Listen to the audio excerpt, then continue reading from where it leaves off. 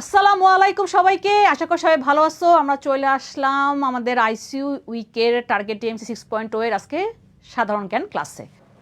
আসো আমরা একটু সাধারণ জ্ঞান নিয়ে একটু কথা বলি, মেডিকেলের সাধারণ জ্ঞান নিয়ে কথা বলি, তারপর আমরা ক্লাসে শুরু করব। আমরা এতদিন জানতাম আমাদের জিকেতে আমাদের মেডিকেলে সবসময় 10 নাম্বার আসতো, ঠিক আছে? তো লাস্ট ইয়ার মানে 25 ব্যাচে 5 নাম্বার মানবিক গুণাবলী অ্যাড করছে। মানবিক গুণাবলী, এর ফলে আমাদের নাম্বার হয়ে গেছে 15। এখন তোমরা বলতে পারো যে এই বছর কি থাকবে কি থাকবে না, সেটা ডিপেন্ড করবে যখন আমাদের সার্কুলার আসবে, তখন আমরা বুঝতে পারবো যে আদৌ মানবিক গুণাবলী থাকবে কিনা। আমার মনে থাকবে, থাকা উচিত, কারণ তুমি মেডিকেল প্রফেশনে যাবা, ঠিক আছে? তুমি মানব সেবা করবা, আমাদের মধ্যে কিছু গুণ থাকার দরকার। সেই মানবিক কিছু জিনিস তোমরা এখনকার যুগের যে অবস্থা, ঠিক আছে, যে অনেকের মধ্যে খুবই অ্যারোগেন্ট ভাব। এখন তুমি যদি রোগীর সাথে অ্যারোগেন্ট ভাব দেখাও, তোমার কাছে রোগী আসবে।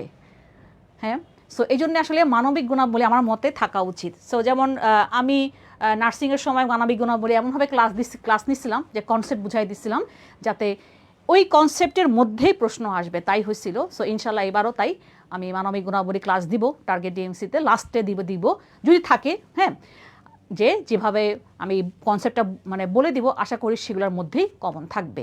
তো আমরা আজকে মানবিক গুণাবলী নিয়ে আমরা আজকে আলোচনা করব না, আমরা আজকে নর্মাল যে জিকে যে প্রশ্নগুলো হয়েছে মেডিকেলে সেই জিনিসগুলো নিয়ে আমরা কথা বলবো আজকে। এবং আমরা কিছু আমি শর্ট ভিডিও দিছিলাম তোমাদের টার্গেট ডিএমসি পেজে, এবং তোমরা বেশ ভালোই পছন্দ করতেছো। হ্যাঁ, তোমরা একটু কমেন্ট করতে পারো যে আসলে কোন শর্ট ভিডিও দিলে ভালো হবে। যেমন আমি আজকে একটা রাষ্ট্রপতিকে নিয়ে করছি। তোমরা জানো যে গতকালকে রাষ্ট্রপতি নির্বাচন হয়েছে এবং আমাদের বর্তমানে 23তম রাষ্ট্রপতি হিসেবে নির্বাচিত হয়েছে মির্জা ফখরুল ইসলাম আলমগীর, এবং উনি আজকে শপথ নিচ্ছেন। সো এগুলো নিয়ে আমি একটা ছোট্ট ভিডিও করছি, সেটা তোমরা পেয়ে যাবা সামনে, আজকালের মধ্যে তোমরা ভিডিওটা পেয়ে যাবা। আমি আজকে এই যে ভিডিওটা বিকালবেলা বানাইছি, কিন্তু যে বললাম যে কারেন্ট ছিল না দেখা সেটা আপলোড করতে পারি নাই।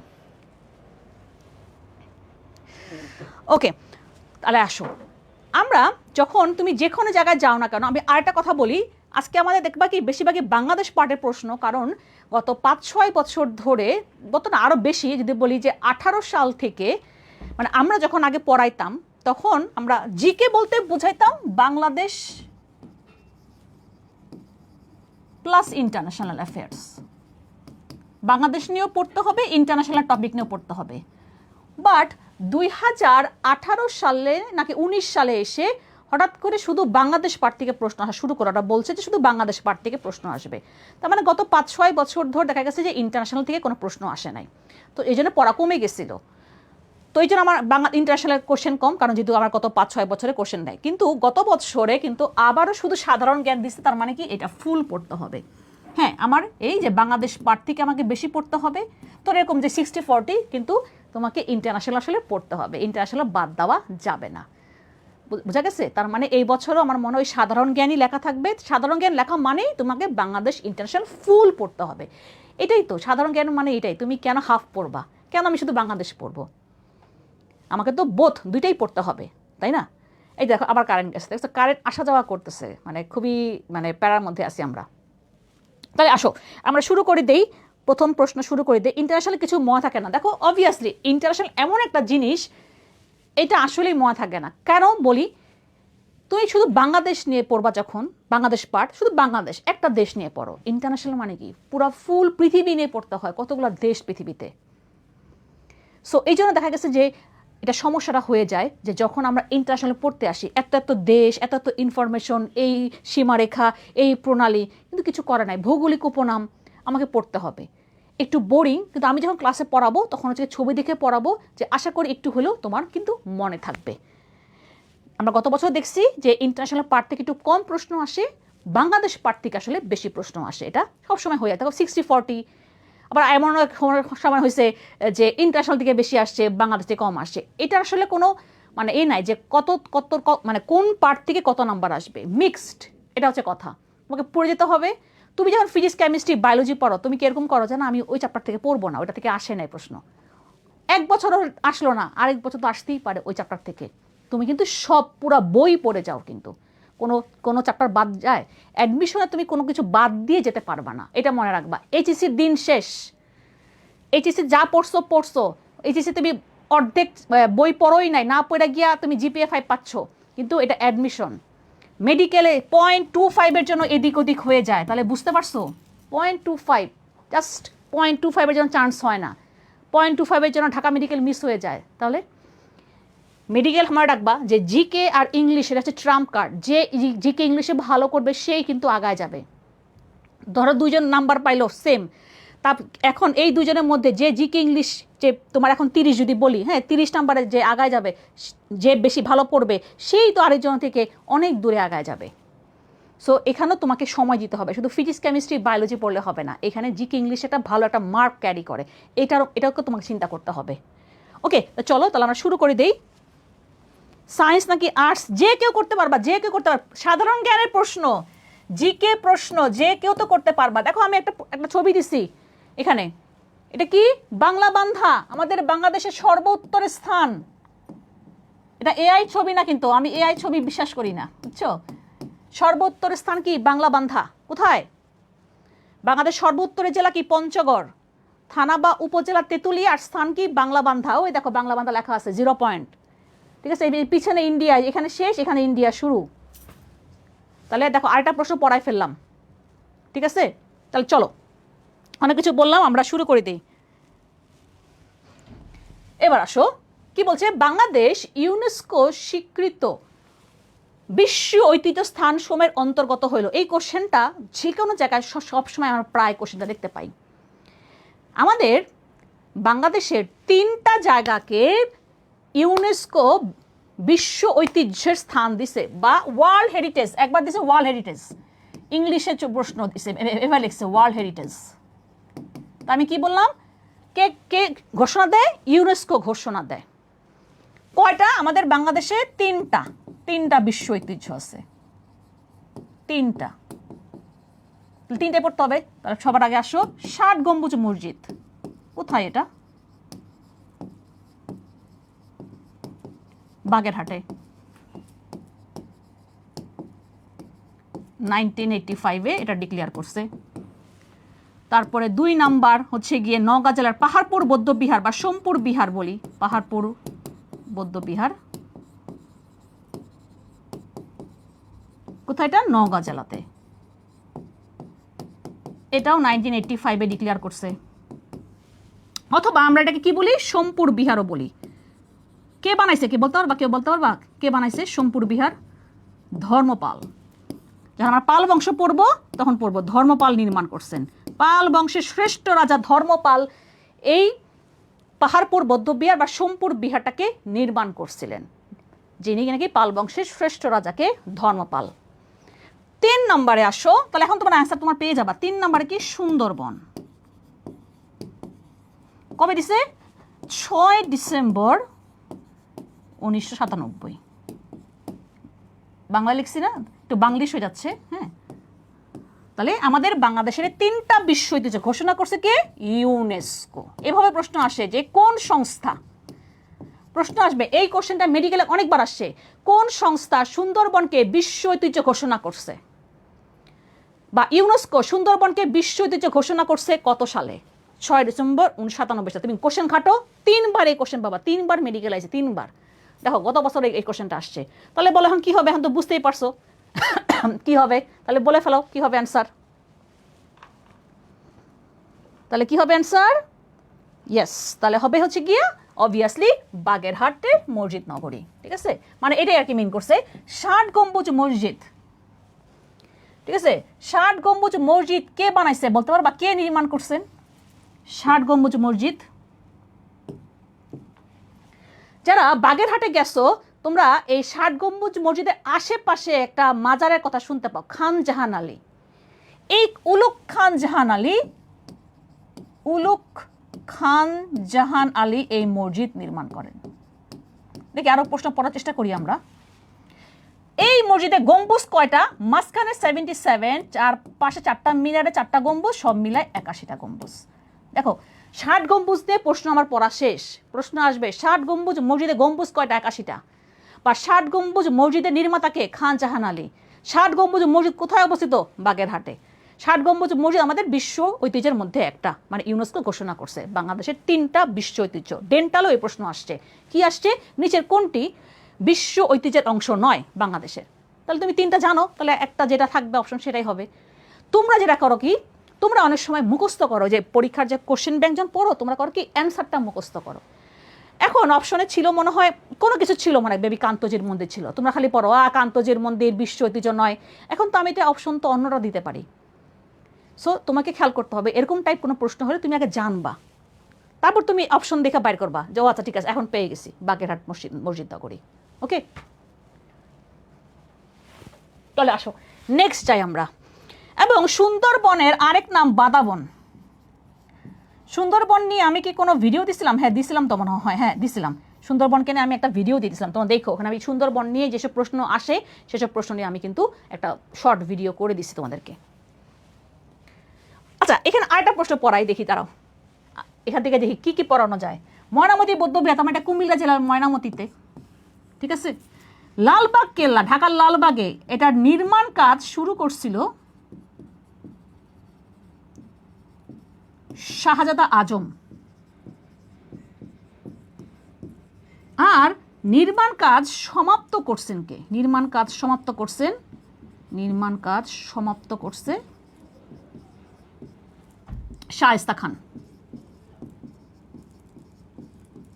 তার মানে এই নামগুলো দেখে কি মনে হচ্ছে, তাহলে এই লালবাগ কেল্লা কোন সময়ের স্থাপত্য?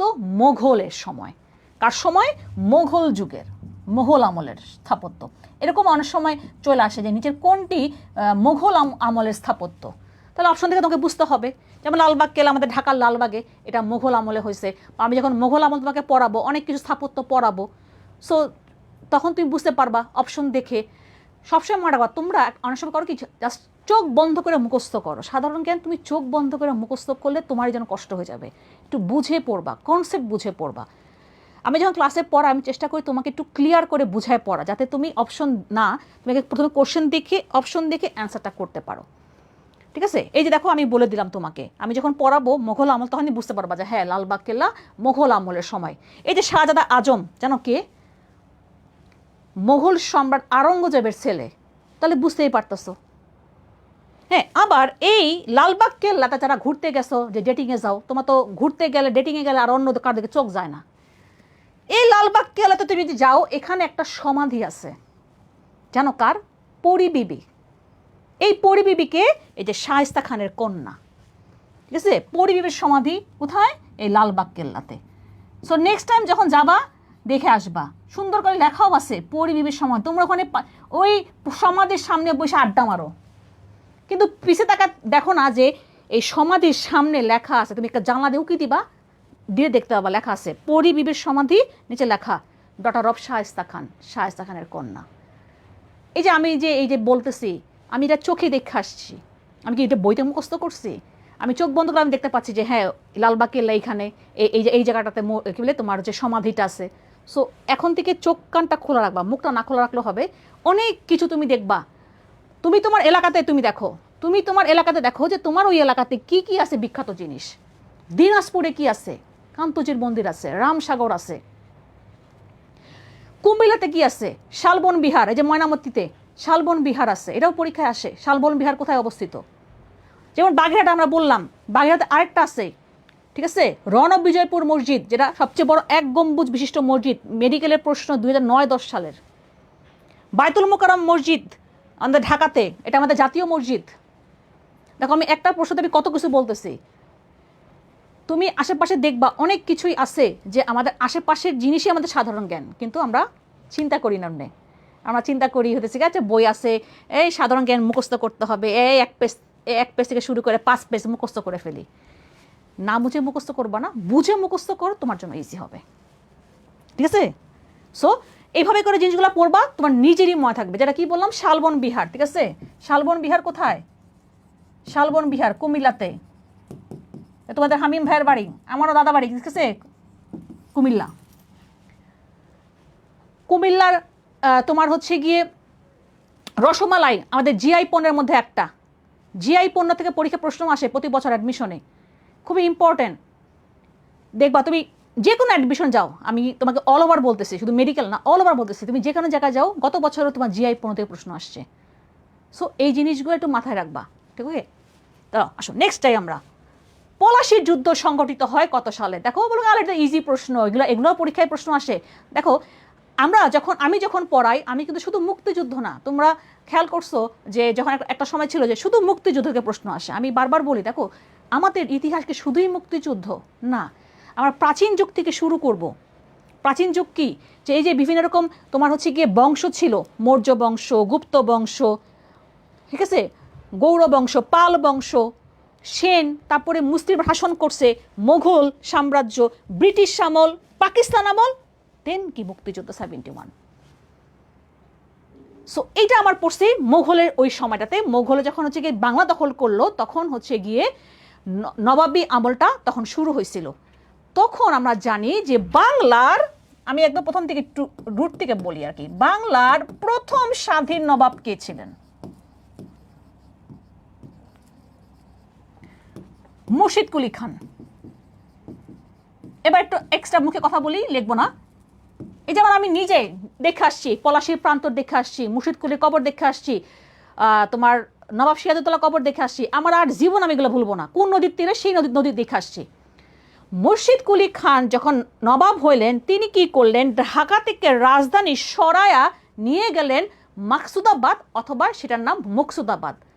উনি তার নামেই ওই শহরের নাম রাখলেন মুর্শিদাবাদ। দেখো তার নামে মুর্শিদাবাদ। এই আমরা শুনি না যে নবাবের সময় রাজধানী কোথায় ছিল?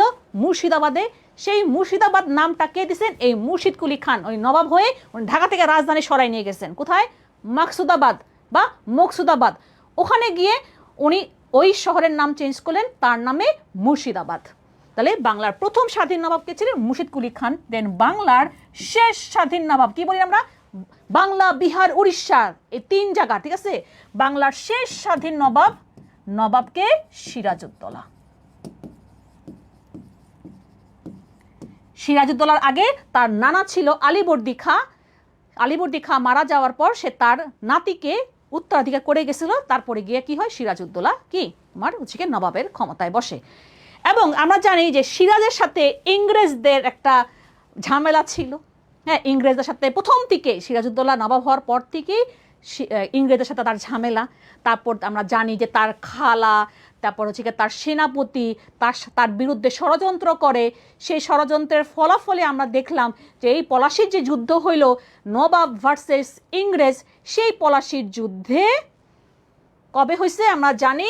পলাশির যুদ্ধ কবে হয়েছে? পলাশির যুদ্ধ 23শে জুন 1757 সালে ভাগীরথী নদীর তীরে। এটাও পরীক্ষায় প্রশ্ন আসে, কোন বছর জানে আসছিল, যে কোন নদীর তীরে?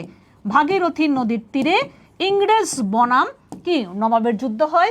সেই যুদ্ধে কি ইংরেজ জিতে নবাব হেরে যায়। এবং আমরা জানি যে এরপর কিন্তু আসলে বাংলায় কি শুরু হয়ে যায়? ইংরেজদের প্রভুত্ব শুরু হয়ে যায়। এই জন্য আমরা বলি যে বাংলার শেষ স্বাধীন নবাব সিরাজউদ্দৌলা। এরপরও নবাব হয়েছে, তাদেরকে আমরা বলি পুতুল নবাব। তারা ছিল যে ইংরেজরা যা বলতো তাই করতো। তাহলে কি হবে অ্যান্সারটা? তাহলে হবে 1757। দিছো অ্যান্সার দিছো? আসো তাহলে এবার দেখি এখানে 1526 কি হয়েছে দেখি তো। পানিপথের প্রথম যুদ্ধ। দেখো পানিপথের প্রথম যুদ্ধ একটু করি। দেখো পানিপথের প্রথম যুদ্ধে তোমার হচ্ছে গিয়ে বাবর ইব্রাহিম লোদিকে হারায়া ভারতবর্ষে মোগল সাম্রাজ্য প্রতিষ্ঠা করছে। তাহলে মোগল সাম্রাজ্য প্রতিষ্ঠা হয়েছে কবে? 1526 সালে, ঠিক আছে? তাহলে আর কি বললাম? কে? বাবর। তার মানে মোগল সাম্রাজ্য প্রতিষ্ঠাতাকে সম্রাট বাবর। 1857 সালে কি হয়েছিল? সিপাহী বিপ্লব হয়েছিল, যেটাকে বলা হয় উপমহাদেশের প্রথম স্বাধীনতা সংগ্রাম, ঠিক আছে? সিপাহী বিপ্লবের সময় তখন গভর্নর জেনারেল ছিল লর্ড ক্যানিং। যেহেতু সিপাহীরা বিদ্রোহ করছিল তাই এটাকে বলা হয় সিপাহী বিপ্লব। 1919 সালে কি হয়েছিল? জালিয়ানওয়ালাবাগ হত্যাকাণ্ড হয়েছিল। জালিয়ানওয়ালাবাগ হত্যাকাণ্ড। এই হত্যাকাণ্ডের পর রবি ঠাকুর তিনি নাইটহুড উপাধি পাইছিলেন ইংরেজদের কাছে। নাইটহুড উপাধি কি না, আবার স্যার লাগায়, যেমন স্যার ফজলে হাসান আবেদ। আমরা কি কখনো শুনতে পাই যে স্যার রবীন্দ্রনাথ ঠাকুর? না, কারণ উনি এই উপাধি ত্যাগ করছিলেন যখন এই জালিয়ানওয়ালাবাগ হত্যাকাণ্ড হয়। এখন পুরাটা বলতে গেলে অনেক সময় লাগবে, জাস্ট এটুকু শুনো। প্রশ্ন আসে যে রবি ঠাকুর নাইটহুড উপাধি ত্যাগ করছিলেন কেন? দেখো অপশন থাকে জালিয়ানওয়ালাবাগ হত্যাকাণ্ডের জন্য। দেখো সবগুলোই বলে দিলাম, ঠিক আছে? ক্লিয়ার তাহলে? ওকে, আচ্ছা আরেকটা লিখে দেই। পলাশির যুদ্ধ হয়েছে 1757 সালে। এইখানে আমাদের আরেকটা যুদ্ধ হয়েছিল বক্সারের যুদ্ধ। এখানে আমরা হেরে গেছিলাম, মীর কাসিম ছিল তখন 1764 সালে। এখানে মীর কাসিম ভার্সেস ইংরেজদের যুদ্ধ হয়, সেই যুদ্ধ ইংরেজরা জিতছে, মীর কাসিম হেরে যায়, ঠিক আছে? মীর কাসিম ছিল মীর জাফরের জামাতা, মাইয়ার জামাই। এই জামাতাও অনেকে চিনে না, মেয়ের জামাই ছিল। মীর জাফরের মেয়ের জামাইকে পরে মীর কাসিমকে কিন্তু ইংরেজরা কি করে, তোমার হচ্ছে নবাব করছিল। কিন্তু মীর কাসিম ছিল একটু স্বাধীন চেতা, সে চায় না ইংরেজদের আন্ডারে থাকতে। এরপরে যা হয় বক্সারের যুদ্ধে কি মীর কাসিম হেরে যায়। ওকে, আসো। যে সংক্রামক রোগকে টিকা পরিপূর্ণভাবে নির্মূল করেছে তা হলো, ঠিক আছে? কি বলছে যে কোন সংক্রামক রোগ টিকা পরিপূর্ণভাবে নির্মূল হয়েছে, মানে আমাদের পৃথিবী থেকে এটা নির্মূল হয়ে গেছে। এটা এখন এই তোমার হচ্ছে গিয়ে এই রোগটা এখন আর হয় না। যেমন আমরা কিন্তু হাম দেখতে পাই, তাই না? হাম, আমাদের এখন বাচ্চারা অনেকে মারা যাচ্ছে হাম সংক্রমণ হয়ে, তার মানে হাম এখনো পৃথিবীতে টিকে আছে। তারপর দেখো জলাতঙ্ক, তোমরা জানো যে যদি কোনো পাগল কুকুর যদি তোমাকে কামড়ায় তাহলে কিন্তু জলাতঙ্ক রোগ হয়, তার মানে এটাও এখনো নির্মূল হয় নাই। জল বসন্ত, এটা কি আমি লিখি, দেখো তাহলে বুঝতে পারবা। আমাদের সবারই লাইফে একবার করে হবেই। চিকেন পক্স, পক্স বান হয়েছে কিনা জানি না, চিকেন পক্স হয়েছে না তোমাদের? চিকেন পক্স হয়েছে আমাদের সবারই একবার হইলো, তোমার লাইফে এই চিকেন পক্স একবার হবেই। এবং একটা দাগ থেকে যাবে। আমার একটা দাগ আছে যে এই কোনো একটা জায়গায় শরীরে যে চিকেন পক্স হলে তোমার একটা শরীরে তোমার একটা দাগ থেকেই যাবে। হ্যাঁ, যে তোমাকে এটাই প্রমাণ যে তোমার লাইফে একবার চিকেন পক্স হয়েছে, যেটাকে আমরা বাংলায় বলি জল বসন্ত। তার মানে আমার এটাও এখনো বেঁচে আছে, মানে এখনো সংগ্রাম, মানে নির্মূল হয় নাই। এটাও আমার নির্মূল হয় নাই, এটাও আমার নির্মূল হয় নাই। কোনটা নির্মূল হয়েছে? গুটি বসন্ত। WHO 1980 সালে এটাকে কি ঘোষণা করছে, যেটা নির্মূল হয়ে গেছে পৃথিবী থেকে, ঠিক আছে? WHO 1979 সালে এটাকে ঘোষণা করছে, নির্মূল ঘোষণা করছে।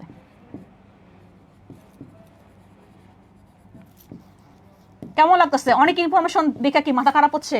আমি চেষ্টা করি যে একটা প্রশ্নের মধ্যে যতটুকু পারা যায় আমি তোমাকে কোশ্চেনের উত্তরটা বলে দিই। আচ্ছা আরেকটা বলি, দেখো হাম, তাই না? যারা হামের সংক্রমণ হচ্ছে, তাহলে বলো দেখি যে আমরা হামের জন্য কোন টিকা দেই? এগুলো কিন্তু মেডিকেলের এগুলোই প্রশ্ন আসে। হামের জন্য আমরা কোন টিকা দেই? কে বলতে পারো? বলো, টিকার নাম কি বলো? টিকা নিয়ে প্রশ্ন প্রতিবার মেডিকেলে আসে। MR টিকা, মিজলস, ঠিক আছে? হামকে আমরা ইংলিশে বলি মিজলস, ওখান থেকে MR টিকা। তাহলে হামের জন্য যদি প্রশ্ন আসে যে হামের জন্য আমরা কোন টিকা দেই, তাহলে কি দেই? MR টিকা দেই। আমরা অবশ্যই যারা আমরা ছোটোকালে যদি কেউ হামের টিকা দিয়ে না থাকো, তোমার কিন্তু হামের টিকা না দিলে বড়কালেও তোমার কিন্তু হাম হয়। এমন না যে ছোটো বড় হয়ে গেছি, বাচ্চা গেছি, না না। হাম, এই যে যেরকম হাম, এই চিকেন পক্স, এই জিনিসগুলা তোমার লাইফে একবার হবেই, দেখো, ঠিক আছে?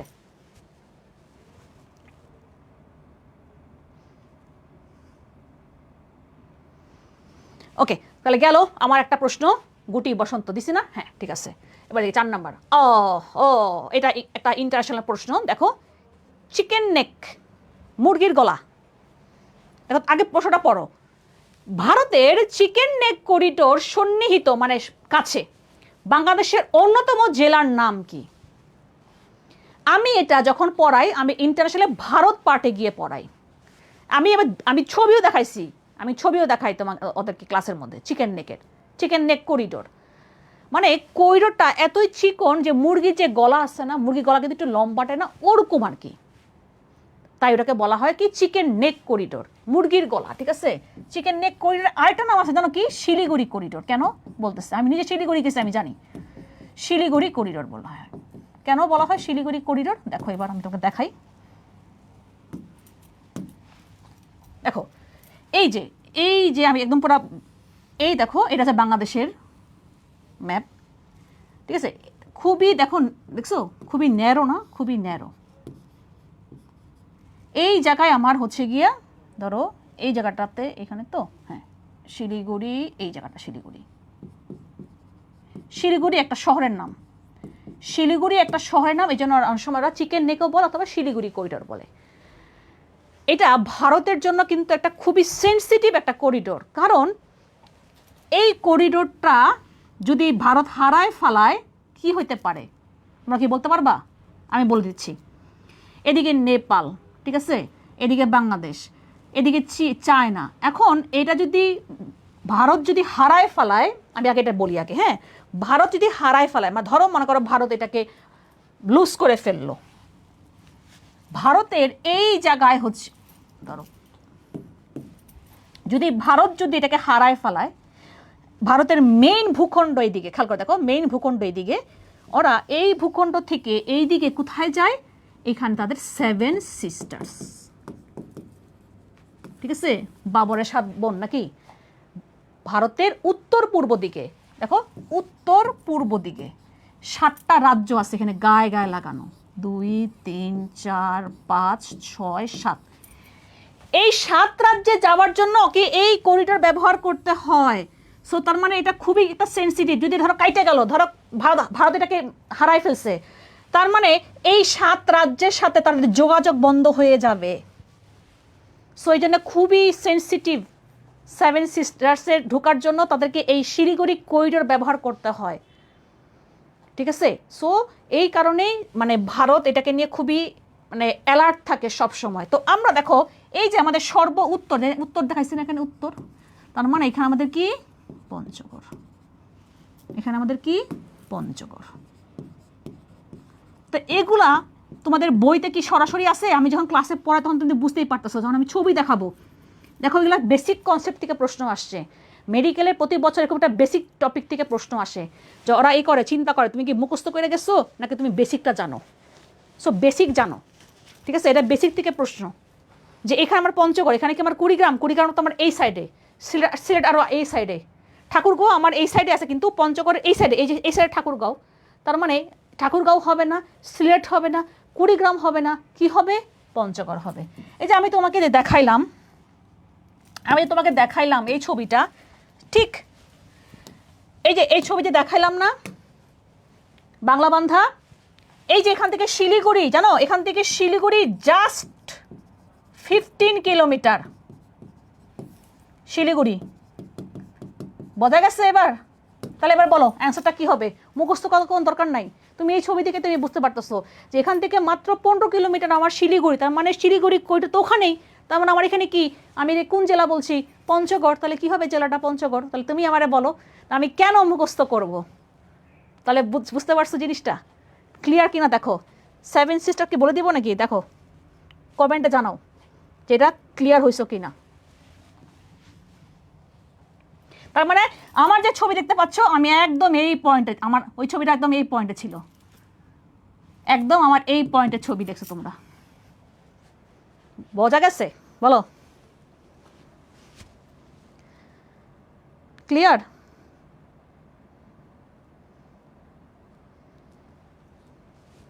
সো এরকম বেসিক টাইপ প্রশ্ন মেডিকেলে একটা করে হয়। আচ্ছা 7 সিস্টার্স, তাহলে আমরা দেখলাম কি যে প্রশ্ন আসতে পারে 7 সিস্টার্স কি, ভারতের উত্তর পূর্ব দিকে 7টা রাজ্যকে একত্রে আমরা কি বলি, 7 সিস্টার্স, যার মধ্যে আমরা বাংলাদেশের সাথে 4টা রাজ্যের সাথে আমরা যুক্ত আছি, আসাম, মেঘালয়, ত্রিপুরা, মিজোরাম। দেখো আমি তোমাকে মানে ছন্দ আকারে পড়াবো না, দেখো আমাদের সাথে যুক্ত আছে আসাম, মেঘালয়, ত্রিপুরা, মিজোরাম। আরেকদিন একটা ভিডিও দিব না, দাঁড়াও তাহলে। আসাম, মেঘালয়, ত্রিপুরা, মিজোরাম আমরা জানি 4টা, কারণ আমাদের সাথে যুক্ত আছে। আর বাকি থাকে কি, অরুণাচল, নাগাল্যান্ড, মণিপুর। এই 7টা রাজ্যকে একত্রে কি বলা হয়? 7 সিস্টার্স। এই যে দেখেছো, আরেকটা পড়া হয়ে গেল। ওকে, সো এইভাবে করার চেষ্টা করবা পড়া। যেমন তোমরা অনেকে বলো আমাদের সাথে নেপালেরও বর্ডার আছে। নেপালের বর্ডার নাই, নেপাল এখানে, তোমাকে ইন্ডিয়ার উপর দিয়ে যেতে হবে। যদি এটা আমাদের থাকতো তাহলে আমাদের সাথে নেপালের বর্ডার থাকতো, ঠিক আছে? সো ইন্ডিয়া হয়ে তুমি যদি বাই রোড যেতে চাও, তোমাকে ইন্ডিয়া হয়ে নেপাল ঢুকতে হবে। এখানে ভুটান, তোমাকে ইন্ডিয়া হয়ে ভুটান ঢুকতে হবে, ঠিক আছে? সো আমাদের সাথে জাস্ট ইন্ডিয়া আর মায়ানমার, এই 2 দেশের সীমানা আছে। ওকে, অনেক কিছু বললাম আমরা ইন্টারন্যাশনাল নিয়ে, মাথা খারাপ করো না। এবার আসো, একটা জুলাই অভ্যুত্থান থেকে প্রশ্ন আসছে, এটা 25-এ প্রশ্ন আসছে, 24-এ যে প্রশ্নটা সেটা আমি এখন পড়াই দিব, দুইটাই একসাথে পড়াই দিব। তাহলে চলো, কি বলছে? চট্টগ্রামের শাহাদাত বরণকারী জুলাই শহীদ হলেন। আমরা জানি যে জুলাই অভ্যুত্থানে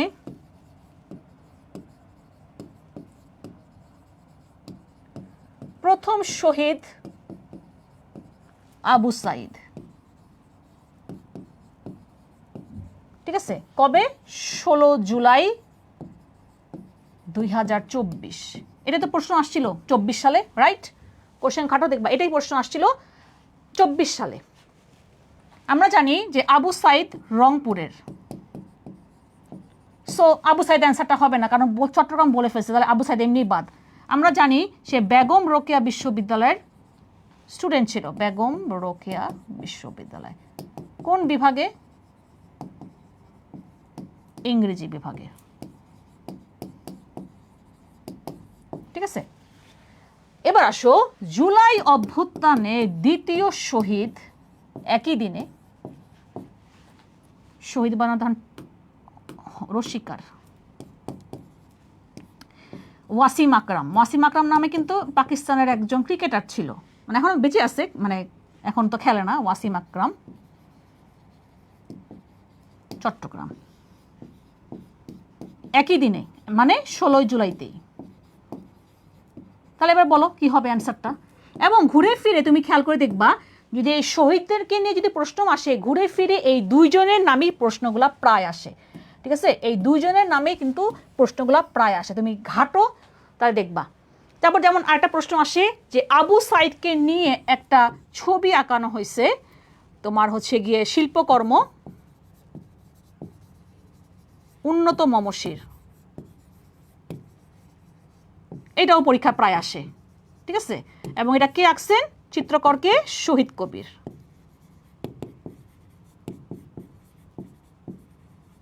ঠিক আছে? তাহলে বুঝতেই পারছো অ্যান্সারটা কি হবে? ওয়াসিম আকরাম। কি হবে? ওয়াসিম আকরাম। এবং আমি ক্লাসের ছবিও দেখাইছিলাম মনে হয় তোমাদেরকে, যারা আমার ক্লাস করছিল আগে। ফয়সাল আহমেদ শান্ত তৃতীয়। ওকে, ঠিক আছে, ক্লিয়ার? তাহলে আবু সাইদ, তার যদি প্রশ্ন আসতে পারে যে যদি প্রথম শহীদ বলে তাহলে হবে আবু সাইদ, বা দ্বিতীয় শহীদ যদি বলে, বা যেহেতু আমরা জানি চট্টগ্রামে কে মারা গেছে, শহীদ হয়েছে, তাহলে কে? ওয়াসিম আকরাম। তাহলে কি হবে অ্যান্সারটা? ওয়াসিম আকরাম। এবং আগের বছর মেডিকেলে 24 সালে এটা আসছিল, 2024 সালের ম্যাটে এটা আসছিল, 24 সালে। ওকে, এবার আসো, স্বাধীন বাংলাদেশকে স্বীকৃতি দেওয়া প্রথম মুসলিম প্রধান রাষ্ট্র কোনটি? এটা নিয়ে আমি একটা ভিডিও দিয়ে ফেলছি অলরেডি, তারপর আমরা আজকে এখন পড়বো। এই স্বীকৃতিগুলো কিন্তু পরীক্ষায় প্রায় আসে, ঠিক আছে? তাহলে আমরা একটু চেষ্টা করি একটু পড়ার জন্য, যে আমি এখানে পড়াবো। দেখো, প্রথম আরব দেশ বা প্রথম মধ্যপ্রাচ্যের দেশ, আরব দেশ বা মধ্যপ্রাচ্যের দেশ, আরব অথবা মধ্যপ্রাচ্যের দেশ ইরাক, মধ্যপ্রাচ্যের দেশ। এই দুইটা হইতেছে গিয়ে তোমার প্রথম এশীয় মুসলিম দেশ।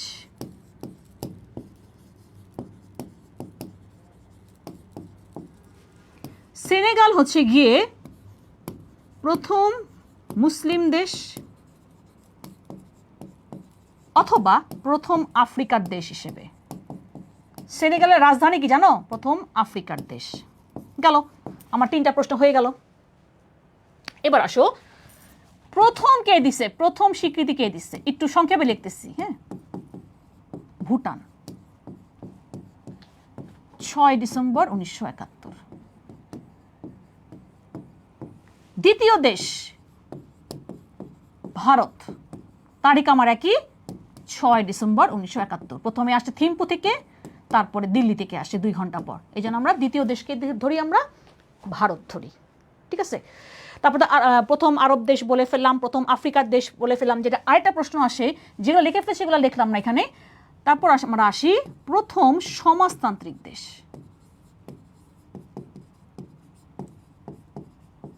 অথবা প্রথম ইউরোপীয় দেশ, এটা আসছিল মেডিকেলে 24 না 23 মানে আসছিল প্রথম ইউরোপীয় দেশ। এবার একটু খেয়াল করো, পূর্ব জার্মানি। আমি বলছিলাম যদি পূর্ব জার্মানি না থাকে তাহলে পোল্যান্ড। এখন মেডিকেল কিন্তু অনেক সময় জানো যে এরকম একটু কি করে জানো, ওরা ইচ্ছা করে দুইটাই অপশন রাখে। এখন মাথার মধ্যে সবাই ঘুরতেছে পোল্যান্ড পোল্যান্ড পোল্যান্ড, টাকা দিয়ে আসছে পোল্যান্ড, কিন্তু অপশনে কি ছিল, পূর্ব জার্মানি। মনে রাখবা, পূর্ব জার্মানি দিছিল 11 জানুয়ারি 72-এ, আর হেতে দিছে 12 জানুয়ারি পরের দিন। তাহলে কোনটা হবে অ্যান্সার? তুমি নিজেই বলো এখন আমাকে, কি হওয়া উচিত তাহলে বলো। আমি দুটোই দিলাম অপশনে। মেডিকেলের প্রশ্ন, বাংলাদেশকে প্রথম ইউরোপীয় দেশ হিসেবে কে প্রথম স্বীকৃতি দিয়েছে? অপশনে পূর্ব জার্মানি ছিল, পোল্যান্ড ছিল। তাহলে বলো কি হওয়া উচিত, তুমি নিজেই বলো, বলে ফেলো। আমি আরো কিছু লিখি। এবার আসো আরো কিছু দেশ। ইউকে দিছে আমাদেরকে 4 ফেব্রুয়ারি 1972 সালে। ঠিক তার 2 মাস পর শয়তান আমেরিকা দিছে, হায় হায় আমার তো খায় ফেলাবে, 4 এপ্রিল 1972 সালে। দেন পাকিস্তান আমাদেরকে কবে দিছে? 22 ফেব্রুয়ারি 1974 সালে। ঘটনাটা আজকে বলবো না, মেইন ক্লাসে বলবো, ঠিক আছে? এটা ঘটনা আছে এখানে। আর চায়না দিছে 31 অগাস্ট, বলো তো কোন সালে? যে সালে শেখ মুজিবকে হত্যা করা হয়েছে, 75। আরেকটা দেখি, রাশিয়া বা সোভিয়েত ইউনিয়ন যেটাকে আমরা বলতাম তখনকার সময়, রাশিয়া দিছে আমাদেরকে 24 জানুয়ারি 1972 সালে। দেখছো একটা কোশ্চেনের মধ্যে কয়টা কোশ্চেন পড়াইতেছি? দেখো তো, দেখি তো আমি সব ঠিকঠাক লিখছি কিনা। ভুটান, ভারত, ওকে ঠিক আছে। প্রথম আরব দেশ বা মধ্যপ্রাচ্য দেশ ইরাক। তারপর আমরা কি বললাম, প্রথম মুসলিম দেশ অথবা প্রথম আফ্রিকার দেশ হিসেবে সেনেগাল। তার মানে বুঝতেই পারছো অ্যান্সারটা কী হবে। প্রথম এশীয় মুসলিম দেশ হিসেবে ইন্দোনেশিয়া, মালয়েশিয়া, এটা কম আসে, হ্যাঁ, বাট এগুলো প্রায় আসে। যে প্রথম সমাজতান্ত্রিক দেশ বা প্রথম ইউরোপীয় দেশ হিসেবে কে দিচ্ছে স্বীকৃতি? পূর্ব জার্মানি, না থাকলে পোল্যান্ড। তারপরে ওই যে দেখো ডেটগুলো আমি লিখে দিলাম, হ্যাঁ, যে প্রশ্ন আসে যে যুক্তরাজ্য কবে দিছে স্বীকৃতি, যুক্তরাষ্ট্র কবে স্বীকৃতি দিচ্ছে, বা পাকিস্তান কবে স্বীকৃতি দিচ্ছে, এই জিনিসগুলো কিন্তু প্রায় আসে। যেমন রাশিয়া কবে স্বীকৃতি দিচ্ছে? 24 জানুয়ারি 1972 সালে। আর চীন কিন্তু অনেক পরে দিছে, কবে? 31 অগাস্ট লিখছি না? হ্যাঁ, 31 অগাস্ট 1975 সালে। ক্লিয়ার এটা? দেখো এখানে কটা প্রশ্ন পড়লাম, দেখো 1 2 3 4 5 6 7 8 9 10টা প্রশ্ন পড়াইছে। তাহলে কি হবে অ্যান্সারটা? এখানে কি বলছে? মুসলিম প্রধান রাষ্ট্র, তার মানে কি সেনেগাল। 6-3। অপু অনলি জার্মানি থাকলে হিমেল, আমি বলি এবার তোমাকে, শোনো, শুধু জার্মানি দিবে না কেন? কারণ ওই সময় আমার জার্মানি 2 ভাগে ভাগ ছিল। 1945 সালের পর জার্মানি 2 ভাগে ভাগ হয়ে যায়, পূর্ব জার্মানি, পশ্চিম জার্মানি। শুধু জার্মানি থাকবে না, আমার 2 জার্মানি একত্র হয়েছে 1990 সালে। তাহলে এটা কবেকার কথা? 72 সালের কথা। আমার তো শুধু জার্মানি থাকে না, তোমাকে পূর্ব জার্মানি অথবা পোল্যান্ড যে কোনো একটা থাকবে, অথবা দুইটাই অপশন থাকতে পারে। তখন তুমি ডিসাইড করবা কি দিবা, পূর্ব জার্মানি হবে, সেটা বললাম। অনেক সময় দেখা গেছে পোল্যান্ডকে রাখেই না, খালি জার্মানি, মানে পূর্ব জার্মানি থাকে, পূর্ব জার্মানি দিবা। শুধু জার্মানি দিবে না, কারণ ওই সময় আমার জার্মানি 2টা ভাগে ভাগ ছিল। এটা কি? পূর্ব জার্মানি, একটা পশ্চিম জার্মানি। 2 জার্মানি একত্র হয়েছে 1990 সালে। ক্লিয়ার হিমেল? বোঝা গেছে? ক্লিয়ার? আশা করি বুঝতে পারছো। অনেকগুলো কোশ্চেন পড়াই ফেললাম। তাহলে এবার যাই নেক্সট ক্লাস। কোন সালে ঢাকা মেডিকেল কলেজ প্রতিষ্ঠা হয়?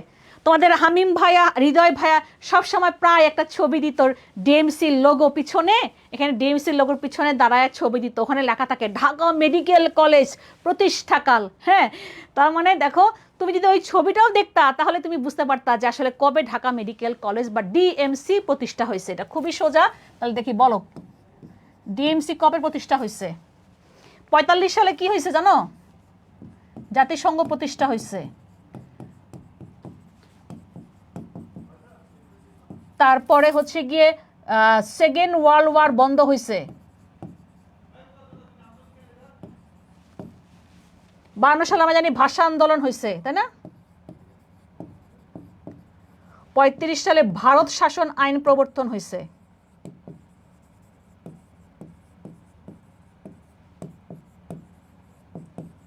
তাহলে বাকি থাকলো কি?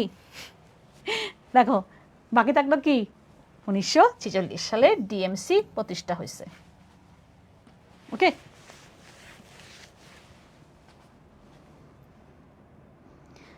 জামি আইসা পড়ছি, কর ক্লাস কর ক্লাস কর, সবারই কাজে লাগবে এইসব প্রশ্ন। হ্যাঁ, এবার আসি আমরা নেক্সট যাই 8 নাম্বার। কি বলছে? স্বাধীন বাংলা ফুটবল দলের অধিনায়ক কে ছিলেন 1971 সালে? 1971 সালের মুক্তিযুদ্ধের সময় আমাদের একটা ফুটবল টিম গঠন করা হয়েছিল যারা ইন্ডিয়াতে গিয়ে বিভিন্ন ম্যাচ খেলছিল। তো এই আমি একটা প্রশ্নই পড়াই অলওয়েজ, এই মানে স্বাধীন বাংলা ফুটবল দল নিয়ে প্রশ্ন যদি আসে এই একটাই আসে। আমি ক্লাসেও বলছিলাম দেখো আমি একটা প্রশ্নই পড়াবো আর বাকিগুলো লাগবে না, আমার অনেকগুলো কথা লেখা ছিল, আমি একটাই পড়াইছিলাম যে স্বাধীন বাংলা ফুটবল দলের অধিনায়ক কে ছিলেন। তাহলে কি হবে? উনি মারা গেছেন। দেখি তোমরা অ্যান্সার করতে পারো কিনা, দেখো তোমরা অ্যান্সার করতে পারো কিনা বলো। স্বাধীন বাংলা ফুটবল দলের অধিনায়ক ছিলেন কে? জাকারিয়া পিন্টু। কি হবে অ্যান্সারটা? বি হবে অ্যান্সার, 8-এর 2 হবে। এই সবাই পারছে, পিন্টু, জাকারিয়া পিন্টু।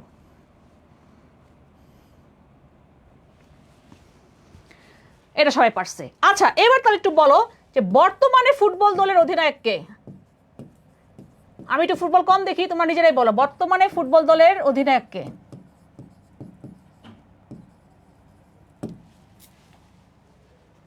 দেখি কে বলতে পারবা। এবং রিসেন্টলি তুমি দেখো আমাদের বাংলাদেশে নারী ফুটবল দলও কিন্তু মেয়েরাও ভালো করতেছে, আবার পুরুষরাও কিন্তু ভালো করতেছে। দেখি কে বলতে পারবা। সে বাংলাদেশে থাকে না, সে বাইরে থেকে আসছে, বাংলাদেশ দলের হাল ধরছে এখন আমাদের। এটা কিন্তু ফুটবল, কিন্তু ফুটবল, ক্রিকেট নিয়ে পরে আসতেছি, ক্রিকেট নিয়ে আমার পরে আসবো, আমাদের লর্ড সাহেবদের নামগুলো পড়বো আমরা।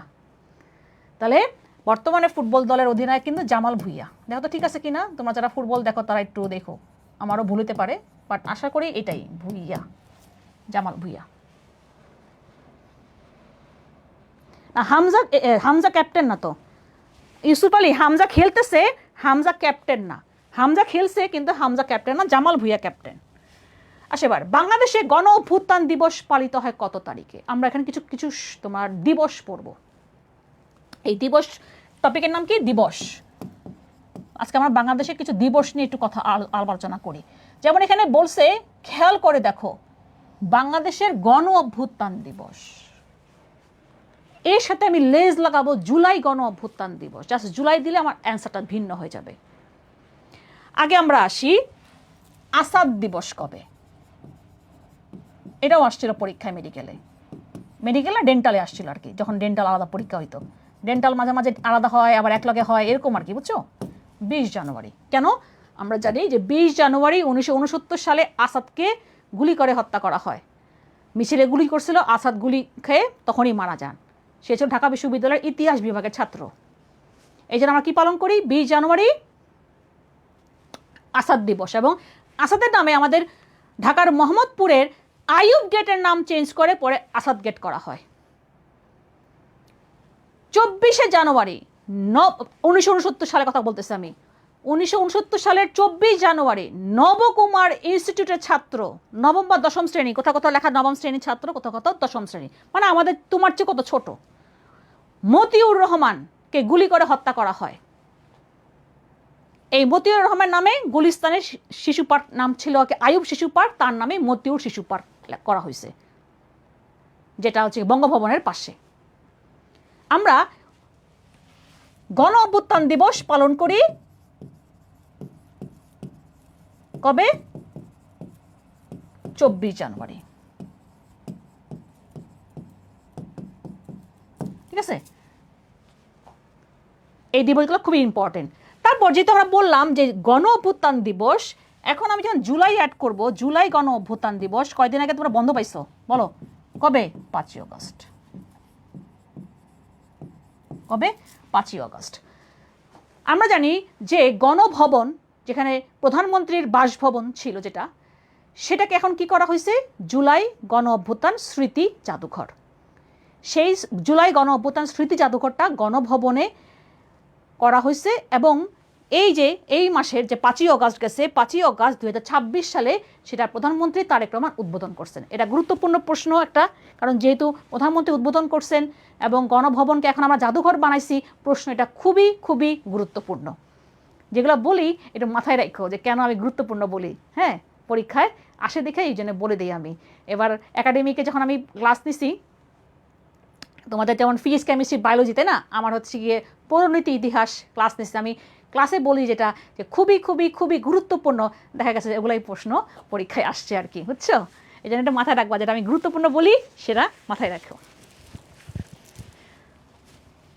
আসো তাহলে আমরা পেলাম জুলাই গণ অভ্যুত্থান দিবস 5ই অগস্ট। তাহলে এইটাও কিন্তু আমার এই বছরেও তোমার অ্যাডমিশনের জন্য একটা গুরুত্বপূর্ণ, এই যে জুলাই গণ অভ্যুত্থান দিবস 5ই অগস্ট। আচ্ছা, আর কি আছে আমাদের বাংলাদেশের গুরুত্বপূর্ণ? 17ই মার্চ এখন আর ওই দিবস বাদ, 14ই ফেব্রুয়ারি বলি, হ্যাঁ, কি জানো? তোমরা বলবা ভালোবাসা দিবস, কিন্তু আমি পালন করি জানো কি? সুন্দরবন দিবস।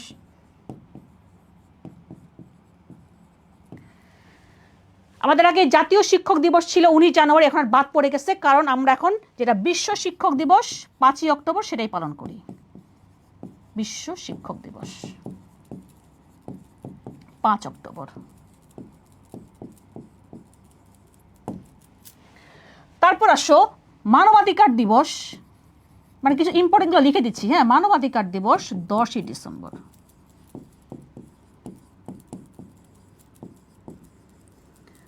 দুর্নীতি বিরোধী দিবস, এটা মনে হয় মেডিকেলের 2013 সালে আসছিল, যখন আমি ফার্স্ট মেডিকেলের জন্য জিকে পড়ানো শুরু করছিলাম অ্যাডমিশন। দুর্নীতি বিরোধী দিবস আমার এখনও মনে আছে, কারণ যেহেতু প্রথমবার আমার 13 সালের প্রশ্ন, ওটা ঘাইটা দেখো যে আপু সত্যি না মিথ্যা বলছে। 9 ডিসেম্বর। হোয়াইট গোল কি? চিংড়ি। আমার এখনও মনে আছে যে 13 সালে এগুলো হোয়াইট গোল কি, চিংড়ি, এটা আসছিল। তো এইগুলো আমি ক্লাসে, আমার প্রথম আর কি মেডিকেলের অ্যাডমিশন জার্নি আমার শুরু আর কি 13 সালে, তখন দুর্নীতি বিরোধী দিবস এটাও আসছিল 9 ডিসেম্বর।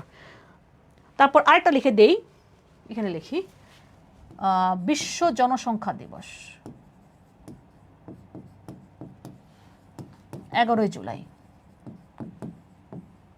এরপর আসো আরেকটা বলি, স্বাস্থ্য দিবস তোমাদের জন্য ইম্পর্টেন্ট, কেন? Medical important.